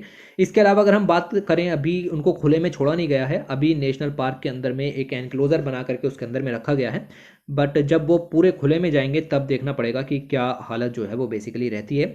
एंथ्रोपोजेनिक थ्रेट्स तो निकल करके आते रहते हैं, और इसके अलावा अगर वो खुले में ज़्यादा दूर तक गए, क्योंकि चीतास को ज़्यादा बाउंड्री में रहने की आदत नहीं होती है, तो वो जो है वो ह्यूमन चीता कन्फ्लिक्ट देखने के लिए यहाँ पर मिल सकता है, ओके। वो ह्यूमन सेटलमेंट में घुस सकते हैं और फिर गांव वाले उसको बिल्कुल नहीं छोड़ेंगे, ये थोड़ा सा हमें रोकने की ज़रूरत यहाँ पर पड़ेगी, ओके। तो ये सब एस्पेक्ट जो है वो साथ में लेकर के यहाँ पर चलें, और इंडिया के अंदर में, साउथ अफ्रीका के अंदर में इस तरीके से जो प्रेडिटर है उसकी पॉपुलेशन को मैनेज किया जा सकता है। इसके अलावा ये भी मिलेगा कि लेपर्ड की पॉपुलेशन काफ़ी ज़्यादा है, जैसा कि मैंने बताया, ये प्रेडिटर होंगे और बिल्कुल छोड़ेंगे नहीं मतलब एक दूसरे को, तो ये दिक्कत यहाँ पर निकल करके आएगी। इसके अलावा ये भी लिखा हुआ है कि चीतास के चांसेस हैं कि वो पार्क से बाहर जो है वो चले जाएं और ह्यूमन हैबिटेशन में जो है वो एंटर कर जाएं, तो ये चीज़ें निकल करके आती हैं। फिर एक मेथड लिखा हुआ है that is called forest conservation approach, okay. मैंने इसके बारे में हाल ही में वीडियो बनाई है, उसका भी लो टैग यहाँ पर लगा देता हूँ। फोरेस्ट कंजर्वेशन क्या होता है, 10 दिन पहले अपलोड की होगी लगभग, ओके। तो इसमें बेसिकली प्रोटेक्टेड एरिया का कंसेप्ट निकल करके आता है, नेशनल पार्क वगैरह बना करके काम किया जाता है। तो ये चीज़ जो है वो कम्युनिटीज़ को रोकती हैं अंदर जाने से, ताकि वो एनिमल्स के कन्फ्लिक्ट में ना आए, तो ये थोड़ा सा मेथड निकल करके आता है। हालांकि इंडिया ने इस आइडिया को रिजेक्ट किया है, फोर्ट्रेस कंजर्वेशन इंडिया नहीं मानता, क्योंकि उसका मानना ये है कि एनिमल्स और कम्युनिटी साथ साथ चलनी चाहिए, कोई सेपरेशन दिखाई नहीं देना चाहिए, ओके। और फिर यही चीज़ें हैं कि प्रोटेक्टेड एरियाज़ की बाउंड्री यहाँ पर ब्रीच होगी तो ह्यूमन रिलेटेड जो मोर्टेलिटी है वो यहाँ पर बढ़ सकती है, रिस्क बढ़ सकता है। कई सारे जो फार्मर्स हैं उनके लाइव स्टॉक को भी अटैक ये चीताज जो है वो पहुंचा सकते हैं। खैर वो बात की बातें, अभी तो आए हैं, खुशियां मनाओ। ओके, आगे चलते हैं। तो जो अगला आर्टिकल है लिखा हुआ है ग्रीनर पास्चर्स। तो इस आर्टिकल में बताने की बात हो रही है कि जो गवर्नमेंट है, स्टेट गवर्नमेंट हो सकती है, सेंट्रल गवर्नमेंट हो सकती है, या बहुत सारी जो नॉन गवर्नमेंटल ऑर्गेनाइजेशंस हो सकती हैं, वो पहले क्या था कि जो पास्चरलिस्ट कम्युनिटी है, हर्डर्स हैं, या फिर जो आपके लाइव स्टॉक को रियर करते हैं, इन लोगों के लिए कोई किसी तरीके का सपोर्ट जो है वो उपलब्ध नहीं था। लेकिन हाल ही में जो पास्चर कम्युनिटीज़ हैं उनके लिए सेंटर और स्टेट गवर्नमेंट काफ़ी मदद जो है उन्होंने करना शुरू कर दिया है, जो कि उनके ट्रेडिशनल लाइवलीहुड को जो है वो रिवाइव करेगा। ट्रेडिशनल लाइवलीहुड क्या है? Animal rearing. और अब वो क्या कर रहे हैं, अब कोई बस चला रहा है, कोई ट्रक चला रहा है, ठीक है, तो वो चीज़ें जो हैं वो ख़त्म होकर के ट्रेडिशनल लाइवलीहुड जो है वो रिवाइव होगा। ऐसे ही एक एग्जांपल भी दिया गया है मूरू मंगल नाम के एक शख्स का। इन्होंने ट्रक ड्राइवर की नौकरी ली 8,000 रुपये महीना में, लेकिन जैसे ही वहाँ पर एक फैक्ट्री कह सकते हैं कि डेयरी खुली, ओके, कैमल डेयरी, तो इनकी इनकम जो है वो 60,000 रुपये पर महीना यहाँ पर हो गई। ओके, तो ये दिखाता है कि किस तरीके से अगर आप एक फैक्ट्री खोल देते हो तो जो कैमल्स हैं, कैमल्स ऊँट, ओके, उनके रिलेटेड डेयरी ओपन की गई है, तो उससे कितना फ़ायदा जो है वो एक कम्युनिटी को यहाँ पर हो सकता है। तो पास्चुरलिज्म है, या फिर जो पास्चुरलिस्ट हैं, और जो ग्रास लैंड है, तीनों चीज़ें जो हैं वो आपस में इंटरलिंक है, इस बात को ध्यान रखना। ओके, कौन कौन सी तीनों चीज़ें? एक आपका हो गया पास्चुरलिस्ट यानी हर्डर वगैरह, दूसरा यहाँ पर हो गया आपका बेसिकली जो लाइव स्टॉक है वो, और तीसरी चीज़ें जो हैं वो आपकी यहाँ पर हो गई ग्रासलैंड, जिसके ऊपर वो ग्रेजिंग करेंगे। तीनों चीज़ें इंटरलिंक यहाँ पर हैं। अगर एक के लिए भी सपोर्ट नहीं दिया गया है तो बाकी की दोनों चीज़ों पर असर जो है वो यहाँ पर पड़ेगा। ओके, तो ये चीज़ें जो हैं वो आपको यहाँ पर ध्यान में रखनी है। अब बात करते हैं पास्चुरलिज्म की, तो oldest and most sustainable food system के रूप में उभर करके आते हैं। बहुत सारे हर्डर्स हैं वो अपने लाइव स्टॉक को एक जगह से दूसरी जगह पर मूव करते थे। क्यों? क्योंकि जो ज़मीन है वो खाने के लिए यहाँ पर ग्रास वगैरह चाहिए, तो वो यहीं से ही मिलती थी। ओके, ये चीज़ें हैं, तो फूड की तलाश में इधर उधर घूमते थे, और जो ज़मीन है या ग्रासलैंड है या फिर पास्चर है वो सूटेबल होनी चाहिए, उसके एडवांटेजेस को यहाँ पर लेते थे। एक्सट्रीम टेम्परेचर से बचने के लिए भी मूवमेंट जो है वो यहाँ पर की जाती थी। जो पास्चुरलिज्म की जो ज़मीन होती है जहाँ पर ये कैसे हैं कि ग्रेजिंग की प्रैक्टिस की जाती है, वो सबसे बड़े कार्बन सिंक के रूप में वर्क करते हैं, मतलब वो कार्बन को काफ़ी भारी मात्रा में सिक्वेस्ट्रेट कर लेते हैं। इसके अलावा जो भी हर्बीवोरस हैं जो वहाँ पर ग्रेजिंग करते हैं, वो प्लांट की रीग्रोथ को भी स्टिमुलेट करते हैं, मतलब प्लांट जो ग्रो होता है वो उसकी फिर क्षमता बढ़ जाती है ग्रोथ होने की। ओके, इसके अलावा जो रूट्स हैं जहाँ से वो कह सकते हैं कि these roots are the only places in the landscape where you have natural vegetation। Grassland natural vegetation के रूप में ही उभर करके आते हैं। इसके अलावा जो एनिमल्स हैं वो अपने डंग के द्वारा सीड्स को भी डिस्पर्स करते हैं, तो बायोडाइवर्सिटी को भी यहाँ पर बढ़ाते हैं। और इसके अलावा वाइल्ड फायर भी जो है वो कम लगती हैं, क्योंकि जो ground level vegetation as a fuel उसको वो कम हो जाती है, कंज्यूम होती रहती है लगातार, इस वजह से। इसके अलावा अगर हम बात करें आगे, तो लार्जेस्ट इकोसिस्टम के रूप में उभर करके आते हैं ग्रासलैंड वगैरह। इसके अलावा जो पास्चुरलिस्ट है, जो कम्युनिटी हैं, वो गार्डियंस और क्रिएटर के रूप में जानी जाती हैं। लाइव स्टॉक की अलग अलग वेराइटीज़ जो हैं वो इनकी वजह से निकल करके आती हैं। अलग अलग तरीके की ब्रीडिंग प्रैक्टिसेस के ज़रिए ये जो लाइव स्टॉक है उसकी एबिलिटी को बढ़ाते हैं। Ability to survive in the world where climate change is posing a threat. Okay, तो ड्रोट लाइक कंडीशंस हैं या फिर लंबी दूरी तक जाना है, तो वो कंडीशंस एनिमल के अंदर में कैसे आती हैं, तो वो कम्युनिटीज़ की मदद से ही यहाँ पर आती हैं। जैसे राजस्थान के अंदर में रायकर रावारी कम्युनिटी है। अरावली हिल रेंज में नारी कैटल को सरवाइव करने के लिए इन्होंने ब्रीड कराया। ऐसे ही तेलंगाना के अंदर में लंबादा कम्युनिटी है। गर्मी का जो मौसम है उसको सह पाएँ उसके लिए इन्होंने पोडू थ्रूपू कैटल उसको यहाँ पर ब्रीड कराया। National bureau of animal genetic जो रिसोर्सेज है ये बेसिकली हरियाणा के अंदर करनाल में है। इसके अंदर में 202 के करीब लाइव स्टॉक ब्रीड जो हैं इसने रिकॉग्नाइज की हुई हैं। इनमें से 73 ऐसी हैं जो कि पास्चुरलिस्ट कम्युनिटीज़ के द्वारा प्रिजर्व और क्रिएट की जाती हैं। Over the past few years सरकार ने इसमें कुछ ज़्यादा उत्सुकता दिखाई नहीं कि जो पास्चुरलिस्ट कम्युनिटीज़ हैं, हर्डर्स हैं, उनको कुछ सपोर्ट मिले। लेकिन हाल ही में कुछ पॉजिटिव शिफ्ट देखने के लिए मिला है। बहुत सारी सेंट्रल एंड स्टेट गवर्नमेंट जो हैं वो अब अपनी ज़रूरतों को समझ रही हैं, वो जो हर्डर्स हैं उनकी नीड को यहाँ पर समझ रही हैं। 2019 में union ministry of fisheries, animal husbandry and dairying अलग से बनाई गई। क्यों? क्योंकि पास्टोरलिस्ट और जो लाइव स्टॉक है उसके ऊपर फोकस करने के लिए, और जो पहले department of animal husbandry and dairying था उसको इसके अंदर में यहाँ पर ला दिया गया। तो एक डेडिकेटेड मिनिस्ट्री ये दिखाती है कि जो पास्टोरलिस्ट कम्युनिटी है उसका वेलबींग इंश्योर किया जाएगा। ये इमेज दिखाती है कि किस तरीके से कहाँ पर कौन कौन से लाइव स्टॉक पाए जाते हैं, ये हमें नहीं पढ़नी। बहुत सारी स्कीम सरकार ने चला रखी हैं, जैसे नेशनल लाइव स्टॉक मिशन है, animal husbandry infrastructure development fund है, राष्ट्रीय गोकुल मिशन है। इन सब के द्वारा ये इंश्योर किया जाता है, ध्यान से सुनिए क्या कह रहा हूँ, कि जो लाइव स्टॉक की पॉपुलेशन है, लाइव स्टॉक की पॉपुलेशन है वो मेंटेन रहे, उसमें बीमारियां ना लगें, पेस्ट वगैरह का अटैक ना हो, उनकी प्रोडक्टिविटी बढ़ती रहे, जेनेटिक डाइवर्सिटी जो है वो मेंटेन रहे।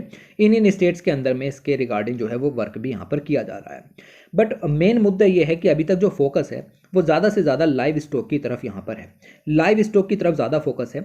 लेकिन जो लाइव स्टॉक के कीपर्स हैं या फिर एनिमल कीपर्स हैं उन पर ज़्यादा फोकस नहीं है। ओके, जो पास्टोरल कम्युनिटी है, जो लोग हैं उन पर ज़्यादा फोकस नहीं है, जो एनिमल्स हैं उन पर ज़्यादा फोकस है। बात समझ गए? आप समझ गए होंगे।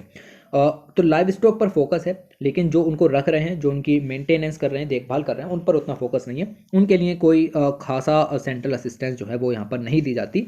तो यही बात जो है वो इस आर्टिकल के अंदर में बतानी शुरू की गई है। चेंज देखने के लिए मिल रहा है।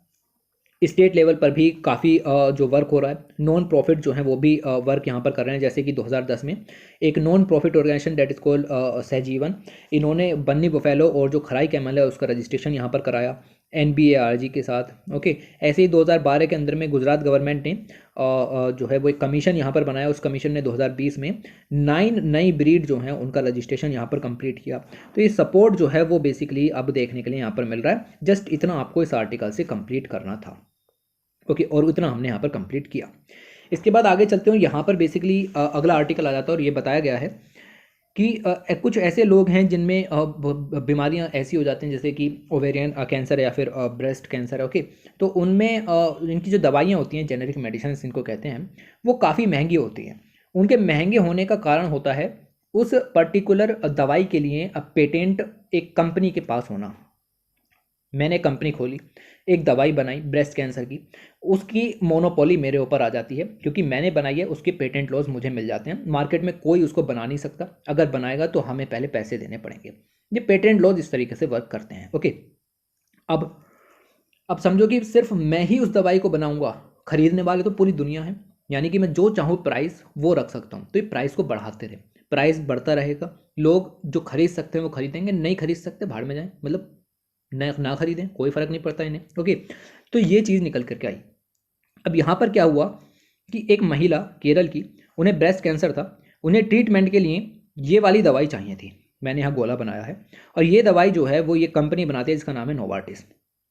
ओके, अब ये दवाई इन्हें चाहिए थी, इनके पास पैसे नहीं, मतलब अफोर्डेबल नहीं थी इन्हें। ओके, और तो इन्होंने जो है वो सुप्रीम कोर्ट में एक रिट जो है वो फाइल की।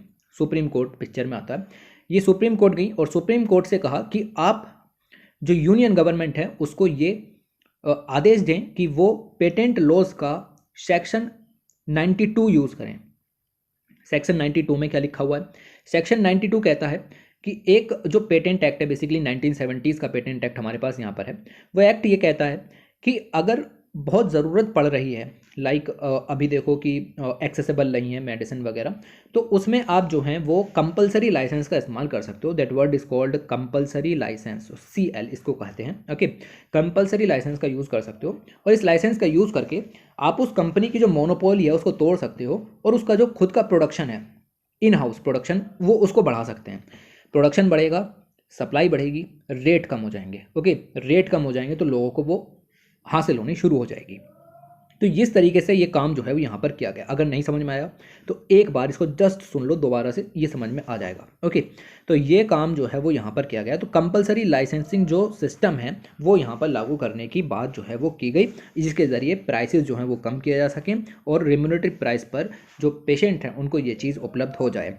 अब यहाँ पर दो वर्ड्स आप देख सकते हो लिखे हुए, one word is called the reluctant government और second word is called the sluggish government. ये दोनों वर्ड ये दिखाते हैं कि गवर्नमेंट कंपलसरी लाइसेंस को लागू करना नहीं चाहती, क्योंकि वो नहीं चाहती कि जो ग्लोबल फार्मास्यूटिकल कंपनीज हैं उनको निराश किया जाए, उनकी तो मोनोपोली खत्म हो जाएगी, पेटेंट लॉस का उनका महत्व खत्म हो जाएगा।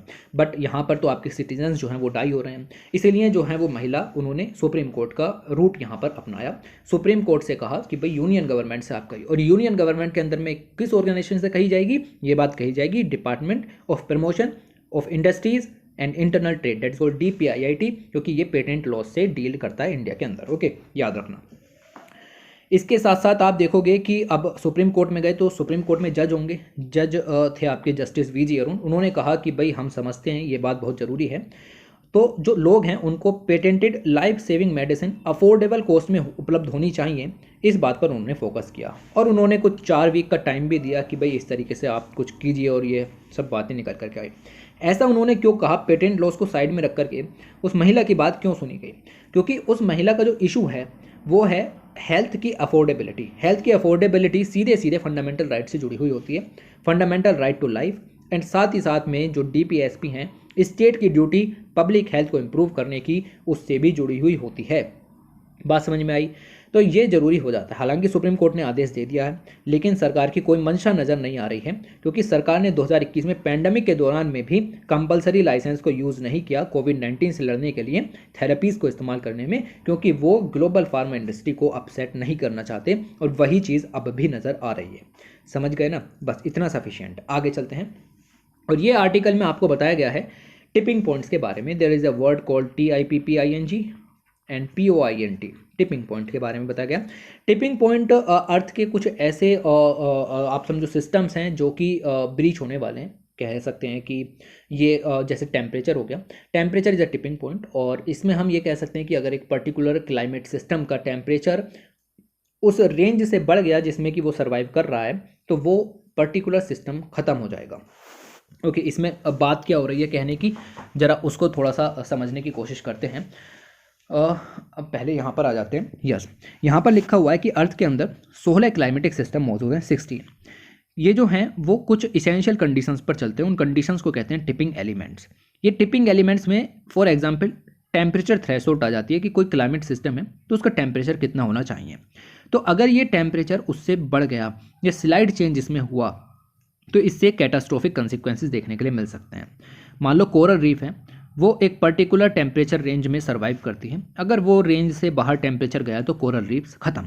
बात समझ गए? तो ये जो पॉइंट है वो टिपिंग पॉइंट कहा जाता है, जिससे आगे वो पर्टिकुलर क्लाइमेट सिस्टम जो है वो खत्म हो जाएगा, तबाह हो जाएगा। ओके, तो ये चीज़ें जो हैं वो आपको याद रखनी है।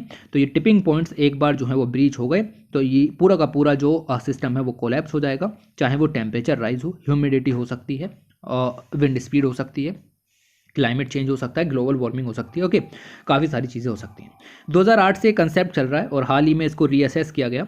रीअसेस करने के बाद कुछ पता चला कि भाई पूरी दुनिया का टेम्परेचर 1.1 डिग्री सेंटीग्रेड यहाँ पर ऑलरेडी बढ़ चुका है। तो इतना बढ़ने के साथ साथ बहुत सारे टिपिंग पॉइंट्स ऑलरेडी ब्रीच हो चुके हैं, बाकियों को हम ब्रीच करना नहीं चाहते। अब ये सारे सिस्टम्स देख रहे हो, ये सारे क्लाइमेट सिस्टम्स, और इनमें जो पॉसिबल ब्रीच देखने के लिए मिल सकता है वो भी यहाँ पर दिखाए गए हैं सिस्टम, और उनके जो टिपिंग पॉइंट साथ साथ दिखाए गए हैं। ये कुछ ऐसे एरिया जैसे कि वेस्ट अंटार्कटिक है, उसकी आइस शीट यहाँ पर पिघल गई तो समझ लो कि तबाही आएगी। ओके, ऐसे ही ग्रीनलैंड के आइस शीट है, ऐसे ही आपको मिलेगा अमेजोन के रेन फॉरेस्ट हैं। तो ये आप समझ गए ना किस चीज़ की बात हो रही है। ये कुछ ऐसे क्लाइमेटिक सिस्टम्स हैं जहाँ पर टिपिंग पॉइंट्स या तो ब्रीच हो चुके हैं या ब्रीच हो रहे हैं या होने के चांसेस बढ़ रहे हैं। ओके, लाइकली और possible to breach their tipping points अगर टेम्परेचर को नहीं रोका गया तो।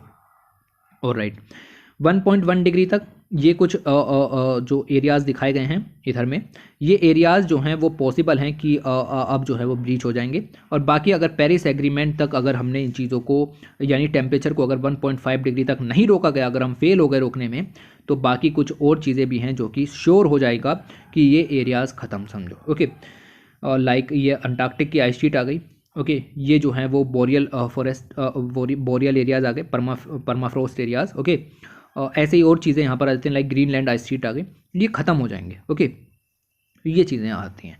तो 16 में से जो 9 क्लाइमेटिक सिस्टम्स हैं वो टिपिंग एलिमेंट्स का कोर निकल करके आते हैं, जिनमें इम्पैक्ट काफ़ी तेज़ी से यहाँ पर पड़ेगा।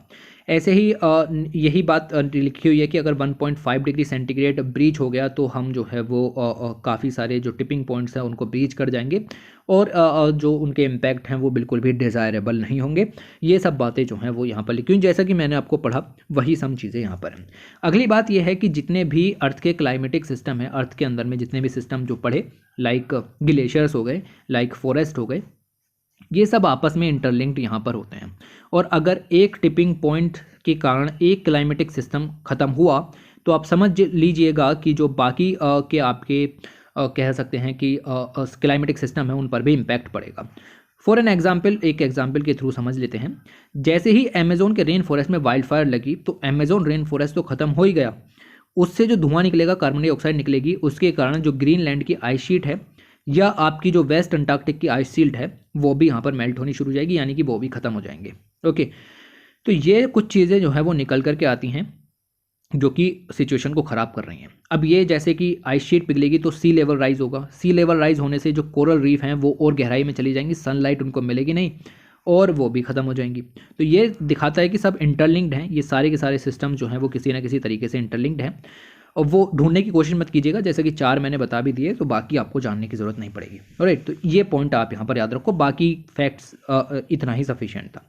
इसके बाद आगे बात करते हैं। यहाँ पर ये बताया गया है कि जो ऑर्गेनिक फूड कंपनीज़ हैं वो फार्मर्स की मदद कर रही हैं, फार्मर्स की भी मदद कर रही हैं और जो कंज्यूमर्स हैं उनकी भी मदद कर रही हैं, ताकि वो जो ऑर्गेनिक फार्मिंग है उसको बढ़ाने में मदद करें। ऑर्गेनिक फार्मिंग की अगर हम बात करें तो इंडिया के लगभग 2% एरिया पर फार्मिंग की जाती है, ऑर्गेनिक फार्मिंग, और 1.3% फार्मर्स जो हैं वो इस ऑर्गेनिक फार्मिंग को करते हैं। पहले प्राइवेट प्लेयर्स जो हैं वो सिर्फ प्रॉफिट मोटिव में रहते थे, लेकिन अभी वो इस ऑर्गेनिक फार्मिंग को बढ़ावा करने में फार्मर्स की मदद कर रहे हैं। वो फार्मर्स को सिखा रहे हैं कि कैसे ऑर्गेनिक फार्मिंग करनी है और वो कंज्यूमर्स को भी बता रहे हैं कि आपको ऑर्गेनिक फार्मिंग या ऑर्गेनिक जो प्रोडक्ट हैं उनको चूज़ करना है। तो ये एक एग्जाम्पल के तौर पर समझ लो, जैसे कि श्रेष्ठ नेचुरल बायो प्रोडक्ट्स लिमिटेड है, तो ये जो है वो क्या कर रही है, जैसे कि प्री सोइंग फेज चल रहा है। ओके, तो ये उसमें फार्मर्स को ट्रेन करती है कि आपको कौन सी क्रॉप बोनी है, उसमें बताती है कि कंपोस्ट किस तरीके से डालोगे या ऑर्गेनिक इनपुट्स किस तरीके से प्रिपेयर करोगे और कन्वेंशनल एग्रीकल्चर को छोड़ करके मॉडर्न एग्रीकल्चर की तरफ किस तरीके से जाओगे। ऐसी अलग अलग फेज़ पर जो है वो कंपनीज़ जो है वो मदद करती हैं, क्योंकि कंपनी को अगर प्रोडक्ट नहीं मिलेगा ऑर्गेनिक तो वो आगे क्या बेचेगी। ओके, तो वही है कि ये मार्केट में भी सपोर्ट करते हैं, हर चीज़ में, लाइक मार्केटिंग में देखो ये सब सपोर्ट मिल रहा है। तो सर रटने की ज़रूरत नहीं है, लेकिन जब आए कि कंपनीज़ का क्या रोल यहाँ पर हो सकता है तो ये रोल देखने के लिए मिल जाता है, तो इस तरीके से मिलेगा। इसके बाद आगे बात करते हैं, लिखा हुआ है हाउ पुअर इज़ इंडिया। तो इंडिया की पॉवर्टी की बात की गई है। बेसिकली हुआ क्या है कि वर्ल्ड बैंक एक कह सकते हैं कि डाटा जारी करता है, that is called global poverty line, और अभी अभी इन्होंने जो है वो मिड सितंबर में अपना जो ये ग्लोबल पॉवर्टी लाइन का डाटा है इसको जो है वो अपडेट किया है, और अपडेट जो है वो करने के बाद कह सकते हैं कि कुछ फाइंडिंग्स जो हैं वो निकल करके आई हैं। सिर्फ एक का दुक्का फाइंडिंग्स आपको याद रखनी है, ज़्यादा डिटेल में नहीं जाना। तो ये डाटा जो है वो उसमें ग्लोबल डाटा को तो अपडेट किया है, इसमें खासियत ये भी है कि इंडिया का डाटा 2011 का यूज़ किया जाता था, उसको भी अपडेट करके लेटेस्ट डाटा यहाँ पर यूज़ किया गया है। तो इंडिया का लगभग 10 साल पुराना डाटा अब इसके अंदर में नहीं है, इंडिया का लेटेस्ट डाटा जो है वो इसके अंदर में यहाँ पर डाला गया है, जिसकी मदद से हमें पता चलता है कि इंडिया कितना पुअर निकल करके आता है। अगर हम बात करें पॉवर्टी लाइन की, तो पॉवर्टी लाइन जो है वो कंट्री के अंदर में जो पुअर हैं 2019 में वो 10% पुअर यहाँ पर हैं। ओके, तो 10% of the people in the country were poor in 2019, जो कि 2011 में लगभग 22.5 थे, यानी पॉवर्टी जो है वो रिड्यूस हुई है। रूरल एरिया के अंदर में पुअर पीपल ज़्यादा हैं compare to the urban area, और इसमें अगर हम यहाँ पर बात करें तो 2011 की तुलना में 2019 में लगभग 12.3% की गिरावट भी देखने के लिए मिली है पॉवर्टी में। वो डाटा आप सब चेक कर सकते हो ऊपर से भी। ओके, तो ये चीज़ें आपको यहाँ पर मिलेंगी। इसके अलावा स्टडी में ये साफ साफ लिखा हुआ है कि इंडिया के अंदर में पॉवर्टी के लेवल जो हैं वो काफ़ी इम्प्रूव हुए हैं, रिड्यूस हुए हैं, बट उतनी अच्छी तरीके से रिड्यूस नहीं हुए जितना कि होने चाहिए थे, जितना कि सोचा गया था। ओके, तो ये चीज़ भी यहाँ से निकल करके आती है। 2011 का डाटा अभी तक इस्तेमाल करते थे पॉवर्टी के फिगर्स, बट अब जो है वो उनको चेंज किया गया है। पहले आपका NSSO ने इसको सर्वे को किया, सब डाटा इकट्ठा किया। 2017-18 में डाटा को रिलीज़ भी करने वाले थे, बट सरकार ने मना कर दिया कि डाटा को रिलीज़ मत करो, और लेकिन डाटा मीडिया में लीक हो गया और इंडिया की बहुत किरकिरी हुई, क्योंकि पॉवर्टी जो है वो उस डाटा के हिसाब से इंडिया में इंक्रीज़ हो रही थी। तो ये भी पता चल रहा था कि इंडिया में largest number of poors in the world पाए जाते हैं। तो ये सब सिचुएशन बिल्कुल अच्छी नहीं रही और बहुत किरकिरी के बाद अब जाकर के थोड़ा सा सुकून मिला जब ग्लोबल पॉवर्टी लाइन जो है वो यहाँ पर डाली गई। देखो, हमें नहीं पता, आपको नहीं पता है कितनी ऑथेंटिक है, कैसी है, बट आपको ये पता होना चाहिए कि कौन रिलीज़ करता है और इसके हिसाब से इंडिया के अंदर पॉवर्टी जो है वो कम हुई है, क्वालिटी कम हुई है, लेकिन उतनी तेज़ी से नहीं हुई है। तो इससे गोल 1 और सस्टेनेबल डेवलपमेंट गोल्स पूरा करने में मदद मिलेगी। ये हमारी लास्ट स्लाइड है, इससे ज़्यादा हमें इस पूरी मैगजीन के अंदर में कुछ कवर नहीं करना, पूरी मैगजीन कवर कर ली गई है। अगर आपको उसकी पीडीएफ चाहिए तो 15 रुपीज़ की ओनली पीडीएफ यहाँ पर हो गई है, क्योंकि जो नेशनल प्राइस भी यहाँ पर बढ़ गए हैं, 80 रुपये हो गए हैं। ओके, तो ये चीज़ें थोड़ी सी यहाँ पर याद रखना कि इस तरीके से। चलिए वीडियो को एंड करते हैं and thanks for watching, take care.